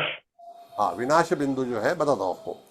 शायद इस इंसान को अपने जहाँ शादी होगी वहाँ पर की कोई लेडी होगी और वो एजेड होगी, वो बीमार होगी, तो शायद आपका पैसा वहाँ पर लगेगा. वो विनाश है.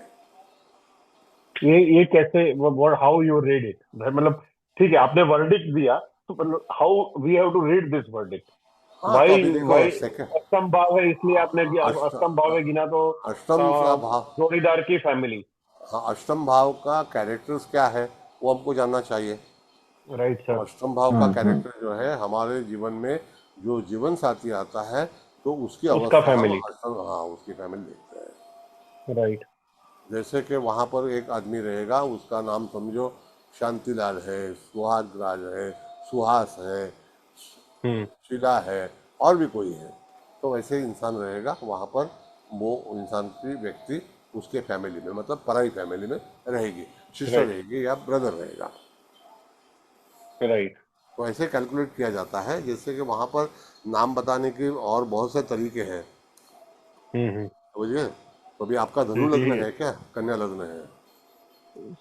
मेरा मेरा धनु लग्न है सर। हाँ, तो धनु लग्न के अंदर ऐसा है, अल ई मठ और भफ, ये वाइब्रेशन जो आते हैं उसके अंदर। और उसके अंदर जो चंद्रमा जो है आपका पी पे रहेगा, तो वहाँ पर चतुर्थ स्थान में आता है, वो दशम स्थान में आता है, समझिए ना। जी और उसकी जी। दृष्टि, शनि की दृष्टि जो है वो दशम स्थान के ऊपर पहली दृष्टि आती है। पहली दृष्टि आती है। दिस इज आवर कैलकुलेशन। अभी आपने पत्रिका बताया, मैंने थोड़ी लिख के लिया है कुछ। नहीं नहीं सर, आप आपके दिमाग में कंप्यूटर है। आपके आपको इतने सारे सूक्ष्मांश मुंह जबान याद है, मतलब your study is too deep. तो इसी तरह हमको फलादे देते समय कौन सा, जो अभी आपने कहा कि भाई मुसीबत कभी आएगी, तो अष्टम का शनि जो है वो बलवान रहता है हमेशा। अष्टम स्थान के अंदर शनि बलवान है, लेकिन वो कर्क राशि में है। तो कर्क राशि जी में जैसे कि हम बोलते हैं कि हमारे जीवन में ऐसा समय आएगा, वहाँ पर हमको आंतरिक दुख बहुत होगा, क्योंकि किसी व्यक्ति के गलती की वजह से यू आर गेटिंग शॉक, कि ओके। पैसा पैसा डुबाना है, या हमारे को जबान बदल जाना है, या मुंह फिरा लेना है, हमारा नुकसान कराना है, ये चीज़ जो मतलब जो है। धोखाधड़ी जैसा, हाँ, धोखाधड़ी जैसा। वो जो है कर्क राशि में अगर ये प्लैनेट रहा, तो वहाँ पर वो हम्म कर्क राशि में जो ग्रह था वो 1974 के ऑनवर्ड था, हम्म। सर बराबर है। एक बात मुझे बताइए सर, इसमें हम दशा सिस्टम के बारे में बात ही नहीं करते हैं इन एंटायर हाँ, सर्वोपद्र में, ऐसा करता हूँ ना क्यों? मैं किधर ना बोला आपको, नहीं, मैंने हमने ना यहाँ ना पे पूरे चार्ट में हम लोग ने दशा लिखा का है, उल्लेख नहीं किया। लिखा है आपकी दशा जो है वहाँ पर, हमारे हिसाब से दशा हमको कैलकुलेट करना चाहिए। जैसे आपकी अच्छा दशा कौन सी आती है, तो रिलेटेड दशा हमारा वर्किंग कौन सा है, तो प्राण दशा के अंदर भी हम जाते हैं, प्रति अंतर दशा में जाते हैं, अंतर दशा में जाते हैं, मुख्य दशा में जाते जी। हैं। तो दशा जो बात है मैं आपको बताऊं, कि दशा हम्म 1920 में मीना राव करके एक इंसान थे, उन्होंने तैयार की विश्वोत्तरी। पहले विश्वोत्तरी दशा नहीं थी, और शास्त्र राइट। निकला है हजारों साल पहले। तो तभी कैसे नहीं बराबर। लगेगा दशा? तो वो अप्लीकेबल है, ओके इफ यू वांट, तो if you require, okay. Otherwise नहीं। Well, in Parvata Chakra, Dasha was not considered नहीं when it was consider, planned. नहीं कंसीडर है, योगिनी दशा भी कंसीडर कर सकते हैं, लेकिन दशा का अनुभव जो विश्वोत्तरी के अंदर जो डिविजन्स है, वो किसी दशा में नहीं है। Right. जो आवर्स में जो विश्वोत्तरी में है ना, वो दूसरी जी जगह में आवर्स में नहीं है। कभी कभी राइट। एक दिन में 4 दशा लगती है, प्राण दशा। अगर आपको चांस लेना है तो वो दशा ले सकते हैं, ऐसा कोई ये नहीं है, ओके। समझिए। जी sir, thank you sir. Thank you. अभी जैसे आपकी पत्रिका आपने बताया, तो वहाँ पर जैसे कि जो धनु राशि का राहु के नज़दीक के गुरु होगा, समझिए, धनु राशि के नज़दीक में, मकर राशि के नज़दीक में गुरु और राहु का एस्टेब्लिशमेंट होगा वहाँ पर। नहीं है सर वो तो। कुंभ आ, कुंभ में है, नहीं लेकिन नहीं, मेष में गुरु है, और वो बहुत आगे निकल गया, तो वहाँ हाँ, पर गुरु वो काफी गुरु आगे। जो है वो पंचम में आ गया। गुरु पंचम में है जी।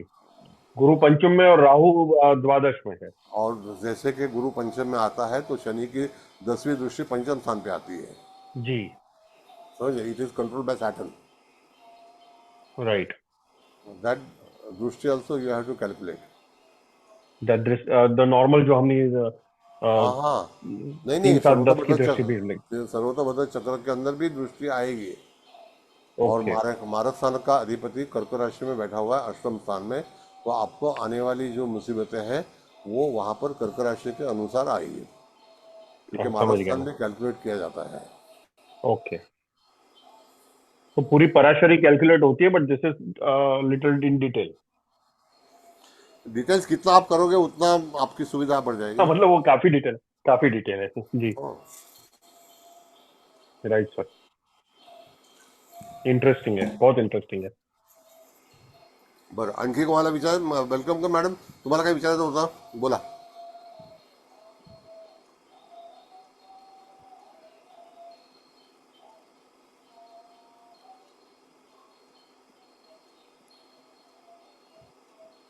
आणखी कोणाला काही विचारायचं आहे का कुठल्या ग्रहाबद्दल, आता प्रेझेंट मध्ये अनिल कुठले महामुनी ग्रह? सर, तुम्हाला काही विचारायचंय का? नाही नाही नाही. तुम्हाला काय नाही ना?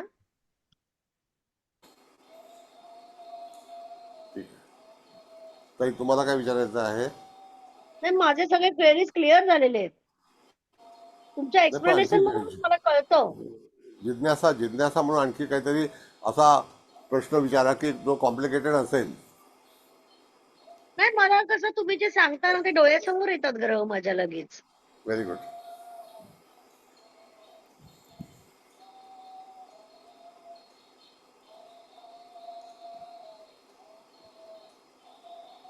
मला विचारायचं आहे. हा, बोला. विचारा ना, विचारा ना. आपण आता एखाद्या व्यक्तीची कुंडली काढली, हा, जन्मवेळेची कुंडली काढली की त्यावेळेला जे वेद आलेले असतात ते कायमस्वरूपी असतात ना वेद. कायम त्याच्यामध्ये आपण बदल करू शकत नाही. त्या मग वेदावरतीच आपल्याला गोचरनी ज्यावेळेला बघतो त्यावेळेला ते वेद बदलतील ना? नाही, बघा असं आहे की वेद कर्ता ग्रह हा गोचरीचा आहे आणि मुळामध्ये जे ग्रह आहेत ते सूक्ष्मांशामध्ये आहेत आणि त्यांना डिरेक्शन दिलेलं आहे की तुम्हाला पूर्वेला जायचंय, उत्तरेला जायचंय, दक्षिणेला जायचंय, according to position of the planet. Okay. असं आहे. आणि कुंडलीमध्ये षष्ठात, अष्टमात आणि 12व्या स्थानात जर पापग्रह असतील ओके. आणि त्यांनी दिलेले वेद जर चांगले असतील हा, म्हणजे पंडितांश म्हणा किंवा धनांश म्हणा हा, हा, हा. किंवा राज्यांश म्हणा, तर हे पापी ग्रह असले तरी त्यांनी दिलेले वेद हे उत्तम असल्यामुळे त्यांचा रिझल्ट चांगला आहे ना? सांगतो असं होऊ शकतं. बघा. आता सर्वतोभद्र चक्राच्या अकॉर्डिंग टू सर्वतोभद्र चक्र जर समजा राहू हा पापांशामध्ये असं समजूया आपण, ओके. आणि वृषभ राशीमधला पापांश जो आहे तो मकर नवमांश जो आहे तो दशमात आला शिव लग्नाला, कळलं का? तर बरोबर. जातकाच्या activity related business, because it is business house, तर त्या ठिकाणी बिझनेस हाऊस असल्यामुळे त्याच्याकडे गोलमाल हा निश्चित होणार.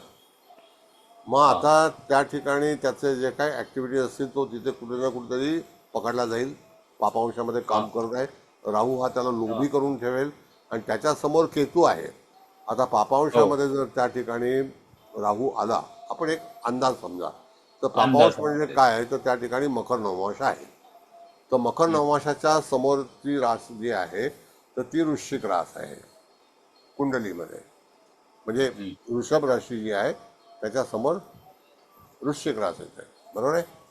तर त्याचा जो सन्मुख जो भाग आहे तो त्या ठिकाणी सर्वतोभद्र चक्र बांधला राहिला, पण वृश्चिक राशीमध्ये जर समजा त्या ठिकाणी कर्क नवमांश जो असेल मूळ पत्रिकेमध्ये, तर त्या ठिकाणी त्या जातकाचा केतू असेल. कर्क आणि मकर हे समसप्तकामध्ये आले. तर कर्क आणि मकर म्हणजे व्यवसाय आणि कर्क म्हणजे त्या ठिकाणी आपल्या जीवनातील होणाऱ्या घडामोडी, मग त्याला ते हानिकारक होतील. म्हणून दशमातला राहू हा जरी वर्किंगमध्ये चांगला असेल तर त्याच्या समोर त्याचा केतू जो आहे तो छेदनबिंदू आहे आणि Ketu will cut the prosperity. मग तेव्हा तुम्हाला वेदशास्त्र पण घेतलं पाहिजे आणि मूळ कुंडली पण घेतली पाहिजे. बरोबर. येस, म्हणजे दोन्ही पद्धतीने त्याचा स्टडी केला पाहिजे. हो, नक्की. म्हणून तर शेजारी कुंडली दिलेली आहे ना तुम्हाला, नवमांश कुंडली. Thank you sir.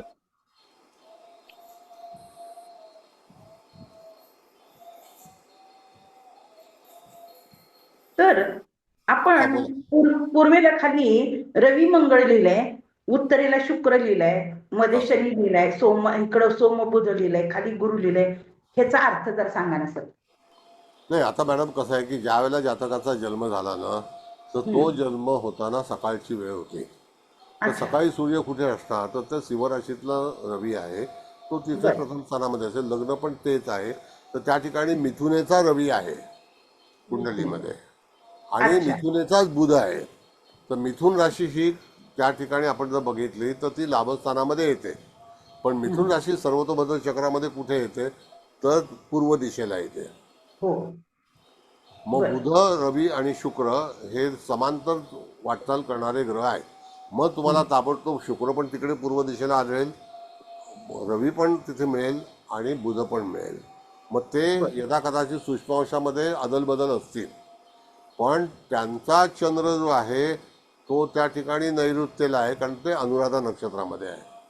ते जरी चतुर्थ स्थान असलं चंद्राचं, पण it is located in south south west south west. असं आहे. अच्छा. मग त्या ठिकाणी तुम्हाला फलादेश देता वेळी जे ग्रह तिथे जन्माच्या वेळेला होते किंवा आहेत तर त्याचे सूक्ष्मांश कोणते आहेत याचा विचार केला पाहिजे. बरं. आणि मुख्य कुंडलीमध्ये आपण बघितलं तर लग्न सिंह आहे, त्याचा अधिपती हा जो मिथुन राशीमध्ये आहे, सोबत बुध आहे. म्हणजे त्या ठिकाणी लाभस्थानाचा अधिपती, लग्नाधिपती हे एकत्र आहेत, तर डेफिनेटली त्याचा फलादेश जो आहे तो मिथुन राशीप्रमाणे मिळेल. राशीचा फलादेश हा जातकाच्या जीवनामध्ये मिळतोच मिळतो. आणि मग शुक्र आपण जर बघितलं तर शुक्र कुठेशी आहे, मग त्या शुक्राचं फलित जे आहे ते आपल्याला बघायला पाहिजे. बरं. कळलं का?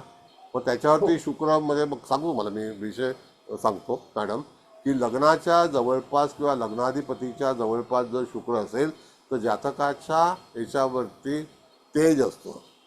तेज म्हणजे शुक्र हा काय आहे तर जातकाला तेज स्वरूप बनवतो. दुसरी गोष्ट की शुक्राचे आणखी काय काय गोष्टी आहेत तर शुक्र ऑर्नामेंटचा कारक आहे.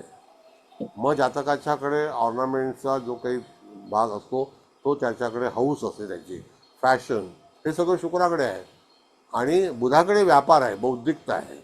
मग त्या ठिकाणी रवी बुध आदित्य योग काय करतो तर जातक जरी जे काही काम यशस्वी करेल त्याच्यामध्ये त्याला प्राऊड असतो, हिमसेल्फ, हरसेल्फ. कळलं का? हा विचार जो आहे हा तुम्हाला पारंपरिक कुंडलीशिवाय मिळता येणार नाही, तो करायलाच पाहिजे तुम्हाला. हो. कळलं का? मग आता इथे गुरु शुक्राची युती कर्क राशीमध्ये आहे आणि शुक्र आणि गुरु जे आहे ते आग्नेय दिशेला आहेत. आणि ते तिथे नाडी जी आहे ती त्या ठिकाणी आपण बघितली तर अमृत नाडी आहे. मग आता गुरु शुक्र हे दोन शुभग्रह आहेत, त्या गुरुची दृष्टी पूर्णपणे मूळच्या चंद्रावरती आहे. दृष्टी, हा वेद नाही आहे, दृष्टी. मग तो चंद्र सुरक्षित आहे जरी निचेचा असला तरी. It is control by Jupiter. हो. म्हणजे तो गुरु त्याला त्या ठिकाणी सांभाळतोय. मग काय होतं की वृश्चिक राशीला गुरु चंद्र हा नीचेचा जरी असला तरी त्याच्यावरती गुरुचा योग झालेला आहे, शुक्रयुक्त आहे. मग शुक्रयुक्त मध्ये त्याच्यामध्ये जातक काय काय करू शकेल कर्क राशीचा तर फिरणं, हिंडणं, आनंद, घरामध्ये सौख्य. कर्क राशी ही कुटुंबाची रास आहे, त्या ठिकाणी आईचं जास्ती जवळकी असते, मातेची रास आहे ती, म्हणजे माहेर त्या ठिकाणी सुबत्ता असते, तिथे हौस मौज या सगळ्या गोष्टी प्राप्त होतील, धर्मसाधना होईल. आणि शुक्र जे आहे तर त्या ठिकाणी गुरुची युती असेल तर बऱ्याचशा धर्मक्षेत्रामध्ये जातकाचं पर्यटन होईल. हा सगळा विचार जो आहे तो तुम्हाला केला पाहिजे. मॅडम, ताई बरोबर आहे का? अगदी बरोबर. मी अगदी इन्व्हॉल्व होऊन अगदी रमले ते ऐकण्यात. आणि सगळं छान वाटतंय मला. किती छान. मला मला गजकेसरी योग आहे असं जाणवायला लागले आता. तुमच्या मुखातून जे ऐकते तर असं वाटतंय की मी गजकेसरी योगात जन्मले आणि सगळा आनंदी आनंद आहे असं मला जाणवतंय, फील होतंय sir. But that is called how to predict the horoscope. The prediction is very important. If you are not going to predict the horoscope, it is zero. मग शिकून Yes, काय sir. उपयोग होत नाही. मॅडम आलं लक्षात? होय होय. हो सर, वेळेकर काकी सर अगदी छान समजलं, छान समजलं मला. खूप छान, खूप छान. मंगळ रवी काय हे मध्ये समजलं. म्हणजे आम्ही हे बघा, आम्ही सगळे मास्टर आहोत हो. ज्योतिषाचे. म्हणजे अगदी नवमांश कुंडली वाचतो, जन्म लग्न सगळं येतंय, सगळ्यांना येतंय. जेवढे या समूहात आहेत सगळे मास्टर आहेत. पण आम्हाला सर्वतोभद्र माहिती नव्हतं. तर आता आणखीन ते म्हणजे आमचे जे क्लायंट आहेत ते हॅपी होणार की अरे बरोबर आहे. अजून नवीन आणखी नॉलेज आम्हाला मिळतंय. Client will be happy from us. नाही, बरोबर. भरपूर नवीन ज्ञान मिळालं बरं का. अतिशय हो हो, नवीन नवीन जे आहे ना, आम्ही विचारच केला नव्हता ते सध्या समजायला लागले. खूप छान ना सर, या खूप दिशा छान. या दिशांचा आम्ही संबंधच घेत नव्हतो.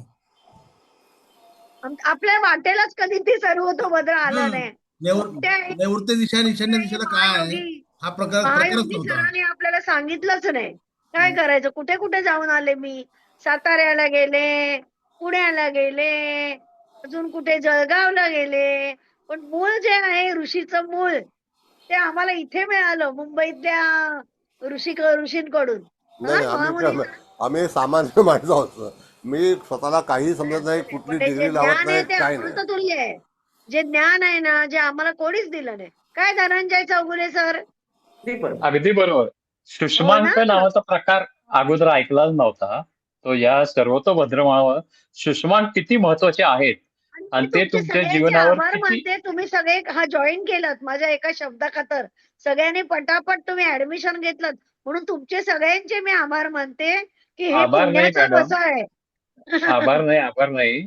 आम्हीच तुमचे आभार. कारण पहिल्यांदा तुम्ही जेव्हा म्हटला सर्वतोभद्राचा मी क्लास चालू करणार आहे, कोण कोण येणार, त्याची पहिली हा. उडी मी मारली. कारण हे नॉलेज घ्यायलाच पाहिजे. नॉलेज पाहिजेच. मार्केटिंग केलं. तुम्ही मार्केटिंग केलं माझं. मार्केटिंग नाही, माझ्या बरोबर माझ्या सहकार्यांना पण हे नॉलेज मिळावं ही इच्छा होती, बाकी काही नाही. खूप छान म्हणजे सगळ्यांना खूप हे छान नॉलेज यायला वाटतंय. हवं. आता ताईने मी मला सांगितलं तुमच्या होतं इतकी, मला एकटीला नको यायला. की सगळ्यांना येऊ दे आणि त्यांच्या माझं मुखातूनच मिळू दे. माझं नाव डिक्लेअर करू नका. कळलं का? का? म्हणजे मी त्यांना सांगितलं होतं का? की कोण क्लास घेणार आहे हे तुम्ही कळवू हा, नका. ते पहिल्या दिवशी सरप्राईज कळलं आम्हाला. त्यांनी मला आदेश दिला होता. नाव माझं खबरदार कुठे दिलंस तर. आदेश आहे माझा, तुझंच नाव यायला पाहिजे सगळीकडे. अरे बापरे, मोठं दादांत कोणतं बोलायचं. काय करणार, त्यांची आज्ञा, मी नाही नाव दिलं. Yes yes yes. बरं. आता पुढचा काय टॉपिक? एक मिनिट एकच आता 9:30 झाले. सर एकच मिनिट. हा बोला ना बोला बोला. ना, चांगली तुम्ही 5 मिनिटं घ्या.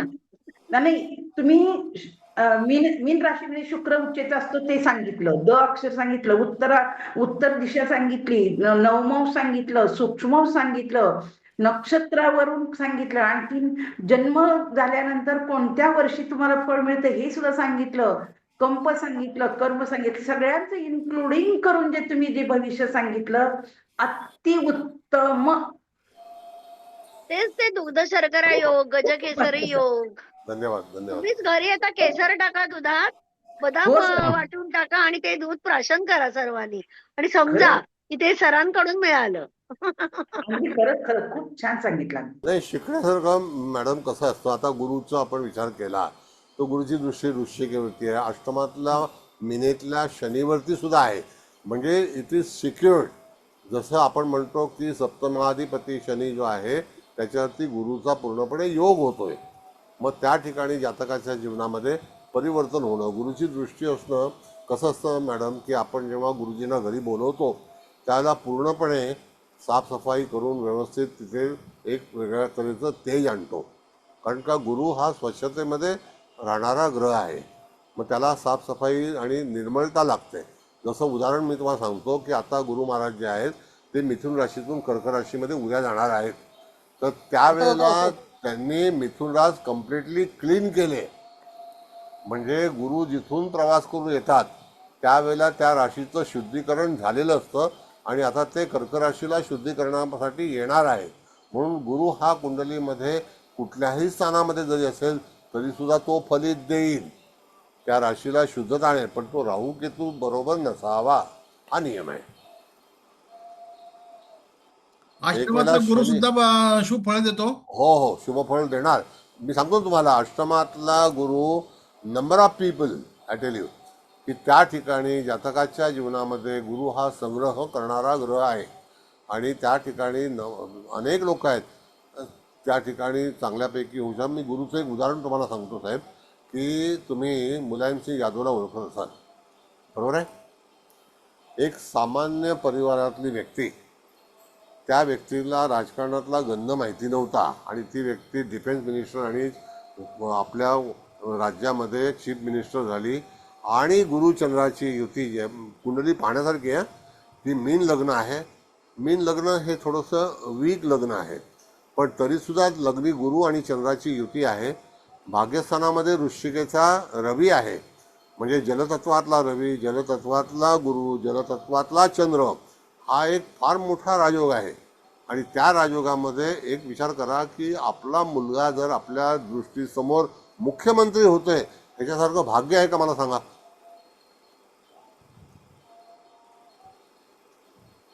मग पत्रिका वाचतेवेळी तुम्हाला हे संजोग पण वाचता आले पाहिजेत. हा साहेब, बरोबर आहे 100% खरंय बरोबर. खरंय. खरं आहे. म्हणजे आपल्या दृष्टीसमोर आपल्या मुलाचं कर्तृत्व होत असेल. मला सांगा, आज आपले मेरे प्यारे भाई और बहनों आहेत, त्यांची आई किती प्रसन्न असेल, त्यांचा मुलगा खरंय प्राईम खरंय. मिनिस्टर बरोबर आहे नाही का? बरोबर. म्हणजे धन्य होती जननी की जिने असा पुत्र आपल्या देशाला दिला. हे प्राऊड आहे. मग हे असं कसं होतं ते it is related with the planetary position बरोबर. असं आहे. म्हणून पत्रिका वाचताना नंबर ऑफ अँगल्स घेतले पाहिजे. तुमचं तत्व कुठलं आहे? आता जसं की ह्या पत्रिकेतलं तत्व जे लग्न आहे ते अग्नितत्वातलं आहे. मग अग्नितत्वातले ग्रह कुठलेही असले तरीसुद्धा ते कनेक्टिव्हिटीमध्ये असतात, कारण त्याला तो त्रिकोण योग आहे. मग तो अग्नितत्वातला ग्रह जो आहे तो मंगळ आहे आणि शिवलग्नाला राजयोग करणारा ग्रह हा मंगळ आहे आणि तो राजयोगकारक आहे. मग राजयोगकारक करणारा ग्रह जर तो स्वतःच्या स्थानामध्ये आहे, चांगल्या सूक्ष्मांशामध्ये आहे, चांगल्या नक्षत्रामध्ये आहे, तर त्या ठिकाणी त्या जातकाच्या जीवनामध्ये निश्चितच उत्साह येईल आणि स्वतः तो पॉवरफुल असेल. पण तो त्या ठिकाणी 12व्या स्थानात पाहतो, तर जातक हा खर्चिक असेल. बरोबर. असं आहे. आणि खर्चिक कशासाठी असेल? कारण का शुक्र मंगळाचा हा जो केंद्रयोग आहे, सगळं ज्याला हौस मौज याच्यासाठी खर्च करणे, लॅविश राहणे, लोकांना देणे, गिफ्ट देणे, आणि त्या ह्याच्यामध्ये असा सगळा विचार केला जातो. बहिणींचं सार्थक करणे, मावशीचं सार्थक करणे, कोणाकडे जाताना भरपूर खायला घेऊन जाणे. इथे एवढे लोक कंजूस असतात इंटरनॅशनल की साधी गाठीची पुडी पण घेऊन जात नाही. काय मॅडम, बरोबर आहे का? सर ताई सर बोलतोय.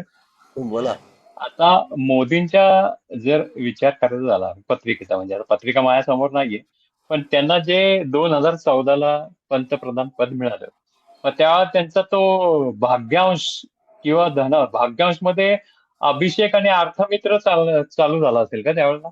नाही नाही, त्याला वेद सांगतो मला त्यांच्या पत्रिका पत्रिका. सांगतो. मोदींची जी पत्रिका आहे ना, तर हा. त्या ठिकाणी मोदींचं सिंहलग्न आहे, लग्नी शनी ओके. आहे, लग्नी शुक्र आहे, ओके. सप्तमात गुरु आहे आणि चतुर्थामध्ये चंद्रमंगळाची युती आहे. आता हे चंद्रमंगळ. 5 ग्रह जे आहेत ना, हे 5 ग्रह बलवान आहेत. आणि हा. मग व्यक्ती त्यागी का आहे? कारण का की हा. लग्नेश केतु युक्त आहे, म्हणून व्यक्ती त्यागी आहे. मेरे को ओके. कुछ नहीं चाहिए, ना खाऊंगा ना खाने दूंगा, हे पहिलं वाक्य आहे. बरोबर. आणि जो राजयोग झाला तर तो राजयोग हा. दीर्घकाळ चालणार आहे, कारण का दशमाधिपती शनियुक्त आहे. दॅट्स हा. Y long term. हे कॅल्क्युलेशन आहे, येस. कळलं का?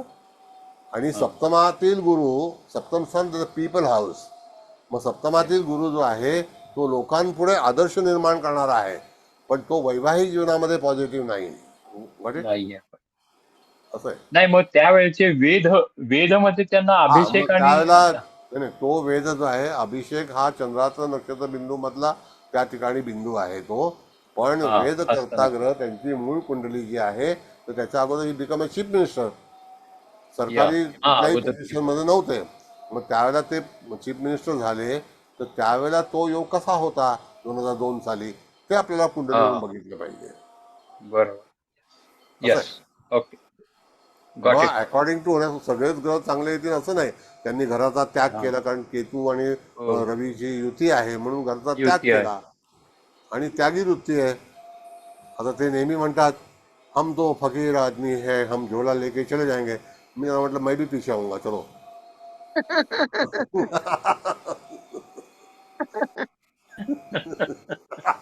बरोबर. हम भी आपके साथ में आएंगे अगर आप जाओगे तो. असं आहे, म्हणजे कॅल्क्युलेटिव्ह आहे. आता काय लोक काही बोलतील त्याला हे नाही, पण आपल्या राज्याला आपल्या देशाला महत्व देणारी व्यक्ती आणि पुढे नेणारी व्यक्ती म्हणून त्यांचा सन्मान केला पाहिजे. एक प्रतिष्ठा प्राप्त करून दिली त्यांनी नक्कीच. देशाला. One of the best man in the world. आपल्या Yes. देशाला अतिशय वेगळ्या तऱ्हेचं जीवन जगायला त्यांनी हे केलेलं आहे पूर्णपणे. बरोबर. Is a great man. Yes. चला असा नेक्स्ट व्यक्ती कोण आहे? नेक्स्ट कोण आहे? विचारा सरांना. हा, आणखी कोणाला काही विचारायचं असेल नेक्स्ट काय? नेक्स्ट आहेत ना आदित्य योगी आहेत. हे मी भाकीत केलेलं आहे. केव्हा केलंय माहितीये ना, ज्या वेळेला एकटे फडणवीस मंत्री होतील हे मी सांगितलं होतं. सगळेजण म्हणत होते अर्धे अर्धे होतील, त्यावेळेला माझ्या एकटीचं भविष्य बरोबर आलेलं. फक्त मी ते युट्यूबवर टाकलं नव्हतं. पण देवारे सर तुम्ही वाचलं असेल माझं भविष्य निवडणुकीच्या वेळेला. आणि मी ते लिहिलं, मी बोलले, त्यानंतर महाराटकर सर ग्रुप सोडून गेले. ज्या वेळेला खरोखर एकटे फडणवीस आले ना, आमच्या त्याच्यातून ते बाहेर पडले. फॅक्ट आहे ना, ते फॅक्ट आहे. मी सांगितलं होतं फडणवीस एकटेच होतील. कोणीच ते भाकीत केलं नव्हतं. पुढच्या तिच्या पण लग्नी महिन्यात गुरु आहे. बोला. पुढच्या महिन्यात खूप राजकीय उलाढाली होणार आहेत असं महाराटकर म्हणतायत. कसं असं साहेब तुम्हाला राजकीय सांगतो, मी काही त्यांचा विरोधक नाहीये, पण हा. एखादी घटना होण्यासाठी तुम्हाला पूर्णपणे ग्रहांची स्थिती वर्तवली पाहिजे. कळलं? ग्रह काय योग करणार आहे तर आम्हाला शिकू तर द्या की ह्या ग्रहामुळे देशाची परिस्थिती, राज्याची परिस्थिती, अर्थव्यवस्थेची परिस्थिती ही निर्माण झाली अकॉर्डिंग टू प्लॅनेट कंडिशन. पण ते सांगत नाही. आर्टिस्ट मरेल, तो असा होईल, हा. वाय कलाकार. कलावंताचं निधन होईल. अरे पण कशामुळे? डिटेल्स द्या ना तुम्ही. विमान दुर्घटना होईल, रेल्वे दुर्घटना होईल, भूकंप, सुनामी असंच सांगतात त्यांनी. आता येवले बीच तिथे तो बंद होता. सर सर सर मी तुम्हाला एक विनंती करते. आपला हा क्लास झाला ना की तुम्ही ते मेदनीय म्हणतात ना, ते राजकारणातलं भविष्य सांगणारे हो. म्हणजे मेदनीय. तर तुम्हाला मेदनीय. माझी नम्र विनंती आहे, आपण मेदनीय होऊ आपल्या या बॅनर खाली. हे झाल्यावर आणि आपण सगळ्यांनी जॉईन व्हायचंय. हा, मग सगळ्यांनी हात वर केला, कारण सगळ्यांना हवंय ते मेदनीय ज्ञान, आणि तुमच्याच मुखातून हवंय आम्हाला. फक्त मेदनीय ज्या वेळेला आपण क्लास करणार त्याच्यासाठी जो काय अगोदर बेसिक स्टडी करायला लागतो तो अगोदर 8 दिवस केला पाहिजे. हा, म्हणजे मग ते मग आम्हाला मेदनीय त्या पहिल्या नोट्स आम्हाला दिवसापासून द्या. पहिल्या मेदनीय जेव्हा दिवसापासून घेऊ ना कळेल. तेव्हा नोट्स आम्हाला द्या. आम्ही त्या सगळ्या प्रिंट मारून वाचून चांगले तोंडपाठ करू. माझ्या सकट माझे म्हणजे सगळे अनुयायी, माझे सगळे फ्रेंड्स, ज्योतिष म्हणजे फ्रेंड्स, मग फ्रेंड्सच तो म्हणूया अभ्यास केला की मग सगळ्यांनी. पहिल्या दिवसापासून मेदनीय ज्योतिष हो. कसं ते आणि कळायला ते सुरुवात तुम्ही होईल. घ्यायचं. आणि मी तर म्हणते फक्त शनिवार नको, रोज रात्री 8:30 ते 10:30. म्हणजे काय होईल, माझ्या लवकर क्लासेस लवकर पोर्शन पूर्ण होईल. आमच्या नाही, क्लासचं काय? सरांचे इतर क्लास पण आता तुम्ही असतात. तुमचे क्लास आहेत ते आता विसरायचे. आता आम्हालाच जॉईन व्हायचं, त्या लोकांना इथे जॉईन करा. आम्ही अलाउड करू. बस तुम्ही टेक ओव्हर करा ना आमची संस्था. आम्हाला काही प्रॉब्लेम नाही. नाही असं आम्ही नाही, त्यागी असं नाही. आहोत, आम्ही मोदी आहोत. आम्हाला मान्य आहे. आम्हाला मान्य आहे. मॅडम तुमच्या दशमस्थानात काय आहे त्यावर त्याग होऊ शकेल का? चतुर्थात काय आहे त्यावर त्याग करू शकाल का? चतुर्थात चंद्र आहे, चतुर्थात चंद्र आहे. चंद्र आहे. लाभात रवी आणि बुध आहे. मग काय म्हणजे लाभत. आणि व्ययात गुरु आणि शुक्र आहे. अष्टमात शनी आहे. तोंडपाठ आहे माझी पत्रिका. आणि लग्नात हर्षल आणि प्लुटो आहे. आकस्मिक वा. बदल घडवतो.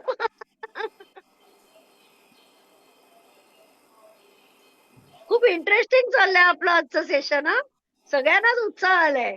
आणि आता आम्हाला सगळं ज्ञान ग्रॅब करायचंय तुमच्याकडून. त्यामुळे आता तुम्हाला काही सुटका नाही बरं, आमच्यापासून. आता ताई असं आहे बघा, ऐका की बोला ना. प्रत्येक ग्रहाला जेव्हा जेव्हा एखादा ग्रह वेध घेईल ती सिरीज आपण सुरू करूया. हो की त्या ठिकाणी जेव्हा सूर्य हा एक ग्रह आहे तिथपासून आपण सुरू केलं तर सूर्याची गती आणि चंद्राची गती, तर चंद्राची गती जी आहे ती एका सूक्ष्मावधी 6 तासाची आहे. हा चंद्र कम्प्लिटली एक राऊंड 27 दिवसामध्ये 27 नक्षत्र पूर्ण करणारा आहे. तर त्यावेळेला तो वेदकर्ता म्हणून ग्रह त्याला विचारात घ्यायचा आहे. आता वेदकर्ता ग्रह जेव्हा आपण विचारात घेणार त्यावेळेला त्या ठिकाणी तो वेद करेल, कोणाला करेल, तर चंद्रासाठी असा नियम आहे, सूर्य, बुध, शुक्र आणि गुरु हे त्याचे अतिशय 4 जवळचे ग्रह आहेत की ज्याच्यामध्ये तो चांगलं फलित देऊ शकेल. आता उदाहरणार्थ जर रवीला मगाशी त्या शहासाहेबांनी सांगितलं तर त्या ठिकाणी आपल्याला रवीला चंद्राने वेध घेतला. आता चंद्राने वेध घेतला तर काय होईल, तर तो सूर्य हा कुठल्या हाऊसचा कारक आहे, त्या ठिकाणी त्याला त्या स्थानासंदर्भातील समाधान मिळेल किंवा त्याची कामं जी आहेत ती स्थानासंदर्भात पूर्णत्वाला जातील. अशा तऱ्हेचा फलादेश जेव्हा चंद्र हा सूर्याला फलादेश वेध घेईल त्यावेळेला आपल्याला करता आला पाहिजे. आता हाच चंद्र जर समजा बुधाला वेध घेईल, कारण रवीला वेध घेतल्यानंतर बुध जवळपासच असतो, किंवा बुधाला अगोदर होतं किंवा बुधाला नंतर वेध होतो, तर त्या ठिकाणी बुधाला वेध घेतल्यानंतर बुध चंद्र हे पुत्र आणि आई, कसं आहे की युवराज जो आहे तो बुध आहे, माता जी आहे ती चंद्र आहे आणि पिता जो आहे तो त्या ठिकाणी सूर्य आहे, म्हणून त्याला बुध आदित्य योग म्हटलेला आहे. मग अशा वेळेला ज्या वेळेला आई एखाद्या ग्रहाला म्हणजे आई एखाद्या मुलाला काय देऊन जाईल, तर त्या ठिकाणी जे लोक कन्या राशीचे असतात त्यांचं पित्यावरती जास्ती अटॅचमेंट असते. आणि अशा तऱ्हेने जेव्हा आई त्याला वेध चंद्र वेध घेतो त्यावेळेला त्या ठिकाणी त्याला निश्चितच प्रसन्न करून जातो. म्हणजे तो त्या ठिकाणी बुध हा कोण आहे, तर समजा बुध हा धनेश आहे किंवा बुध हा लाभेश आहे, तर निश्चित विदिन 6 आवर त्याला काहीतरी तो बेनिफिट देणं म्हणजे मातेच्याकडून मिळणारं त्याला श्रेय आहे, असं हे चंद्राचं फलित आहे. मग नंतर शुक्राकडे समजा चंद्राने वेध घेतला तर शुक्र हा हॅपीनेस आहे, म्हणजे पूर्णपणे आनंदी आणि त्या ठिकाणी सुखकारक असा मानणारा ग्रह आहे. तो जर एखाद्या ग्रहाच्या युतीत नसेल पण जर तो एकटा असेल आणि चंद्र जर त्याला वेध घेणार असेल तर विदिन दॅट 6 आवर्समध्ये जातक हा एखाद्या ऑर्नामेंट्स आहे, वस्त्र आहे, फॅशन आहे, डिझायनिंग आहे, ॲक्टिंग आहे, या सगळ्या गोष्टीचा त्याला चांगल्यापैकी फलादेश त्याला मिळू शकतो. आणि शुक्र हा प्रसन्न करतो, म्हणजे ज्याला आपण म्हणतो की एखादं खाद्य आहे, एखादं जेवण आहे, एखादं रसमलाई आहे किंवा एखादं ज्याला डिश म्हणतो ते त्याला हौस असते. मग अशा त्या ह्याच्यामध्ये त्याला परिपूर्णता मिळते. अधिकतम शुक्र म्हणजे काय, बहीण, तर त्या ठिकाणी त्याचं नातं जे आहे ते बहिणीशी संबंधात आहे, मावशी जी आहे, ताईशी आहे, बुध म्हणजे आत्या, कळलं का. तर अशा वेळेला ती कनेक्टिव्हिटी चंद्र हा त्याला देतो.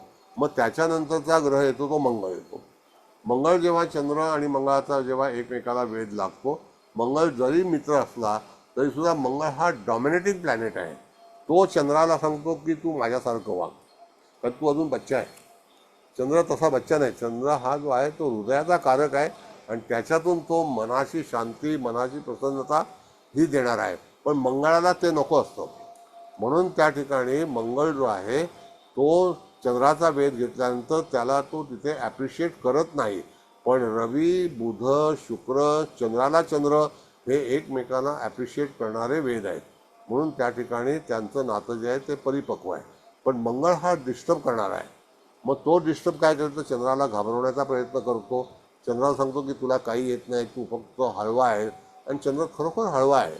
मग तो त्या ठिकाणी इमोशनल गोष्टी करतो आणि मंगळाला ते पटत नाही. म्हणून चंद्रमंगळाची युती असेल तर लक्ष्मी योग होतोच, पण मंगळ हा डॉमिनेटिंग असतो आणि त्यावेळेला तो काम करून घेतो आणि आपलं यश संपादन करतो. पण ती युती जी आहे ती लक्ष्मी योगाची आहे.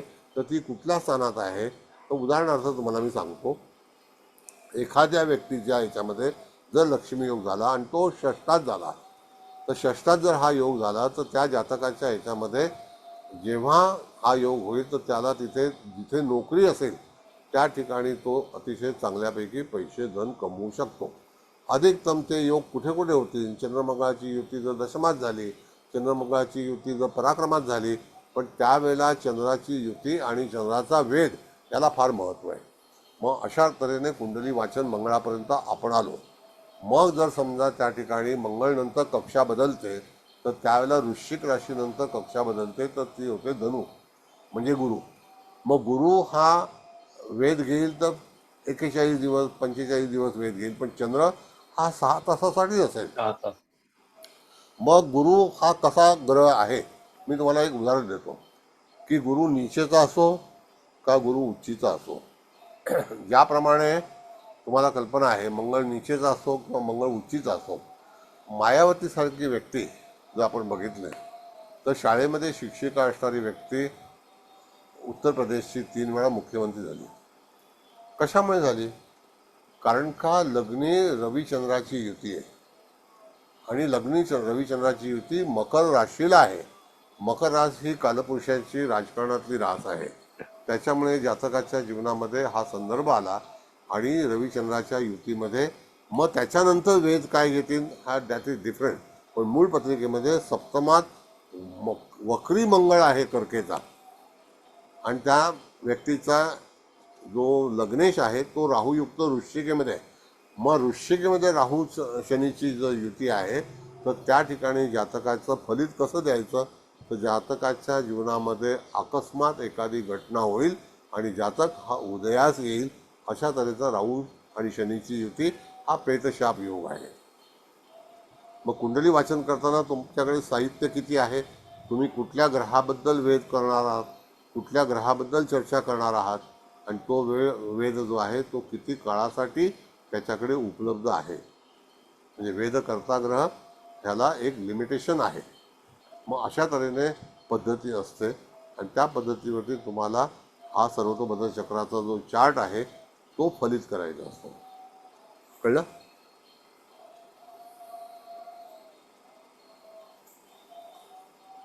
कळलं ताई? हो हो, व्यवस्थित समजलं.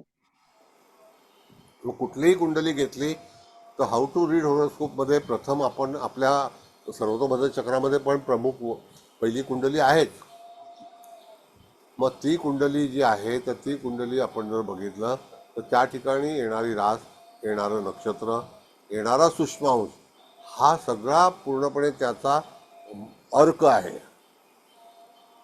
ते त्याचं भांडवल आहे. कळलं ताई?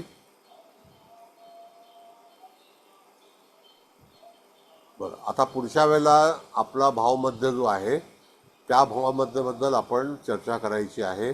त्याच्यातले प्रश्न सोडवायचे आहेत. कारण का प्रत्येक जे 12 भाव आहेत तर ह्या कुंडलीमध्ये कुठलाही भाव जो आहे तो अस्त झालेला नाही, तो रिपीट झालेला नाही. तर त्याकरता जे 12ही भाव आहेत त्याचे सूक्ष्मांश कसे असतील याबद्दल आपण विचार करणार आहोत. ते सूक्ष्मांश आपल्याला कुंडलीमध्ये दिलेले नाहीत, ते आपल्याला प्रोसेसमध्ये काढावे लागतील. कळलं? पहिलीच असा कुंडली ना ती? हा पहिलीच पहिलीच कुंडली. कुंडली हो, ना? आधीचीच कुंडली आहे, आधीचीच 7 चालू 9 आहे. 67 7 9 67. 20/6/67. हा 20 6 67. ओके. मग अशा तऱ्हेने आपल्याला कुंडली वाचनाचा पूर्णपणे प्रयोग आहे. वेलकम मॅडम, लक्षात आलं? छान समजलं सर, खूप छान. खूप छान. मग ज्ञानात आता खूप उद्या छान. घेणार आहेत ते आमचं कंटिन्युटी मध्ये रात्री? नाही नाही, उद्या माझा उद्या क्लास आहे ताजिकचा. ठीक आहे ठीक आहे. काय इंटरेस्ट आला की असं वाटतं भरभर शिकायचं. ते मला ते बरोबर आहे. माझ्या लग्नी हर्षल आणि प्लुटो आहे ना, तर मला आता घाई कसं होते आहे, सगळं शिकायची आता फास्ट ताई फास्ट. असं आहे की तुम्ही जर मंगळवारी क्लास ठेवला तर मंगळवारी माझ्याकडे स्पेअर टाईम आहे. तर मंगळवारी मी पण 8:30ला नाही 7:30ला हा प्राईम टाईम आहे.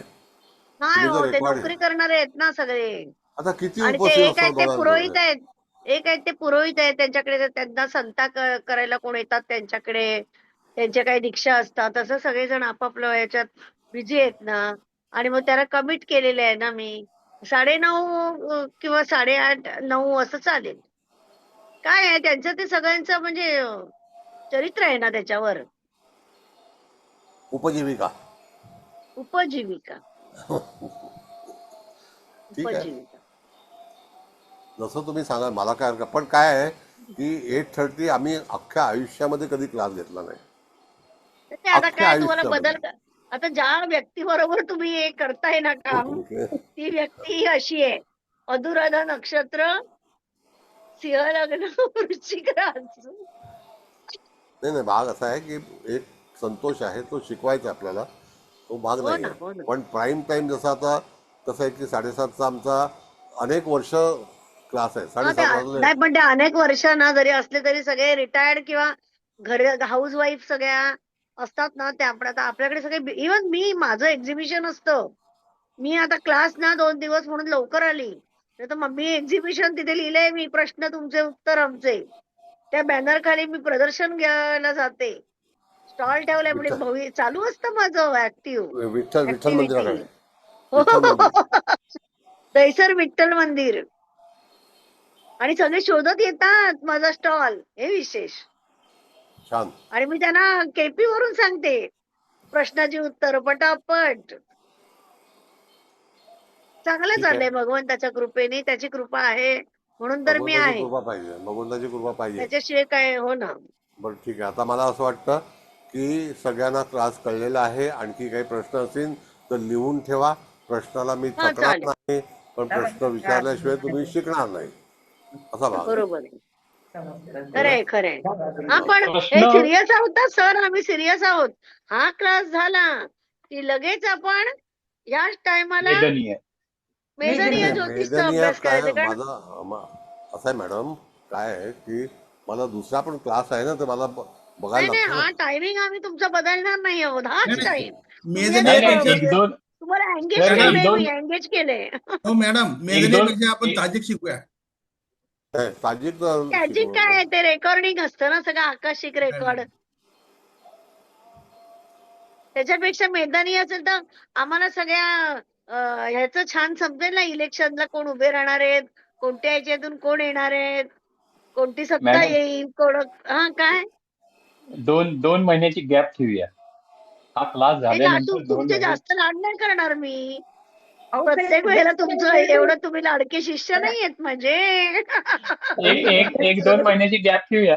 1-2 महिन्याची गॅप ठेवूया. तुम्हाला बरोबर. नेपाळला फिरायला जायचं असेल, मला कळलं ते. मला न बोलता हे अंतस्फूर्ती ज्ञान आहे मला. परवाच बोलणं झालंय आमचं नेपाळला जायचं म्हणून. बघा मला माहिती होतं, पण मी ठिकाण पण सांगितलं. म्हणजे विचार करा तुम्ही कोणाशी संबोधन करताय ते. बरोबर बरोबर. बघू आता ठीक आहे, आता श्रावण आपण संपला की थांबूया जायचं. मॅडम. हा त्या मग ह्याच्यामध्ये चालेल 10 चालेल. वाजलेले आहेत आणि सगळ्यांना हो धन्यवाद पुन्हा एकदा. नाही, आणि तुम्हाला आणि जेवायचंय, तुम्ही जेवा. हा. जास्त जरा 2 घास जास्तच का, एवढा वेळ काम करता म्हणून. ठीक आहे, ठीक आहे. Bye bye, good okay, bye night bye. Good धन्यवाद. Night. Good night. Good night. Thank you, सगळ्यांना. थँक्यू, सगळ्यांना थँक्यू. Good night. आणि खूप छान आम्हाला आवडतं तुमचं लेक्चर. मस्त.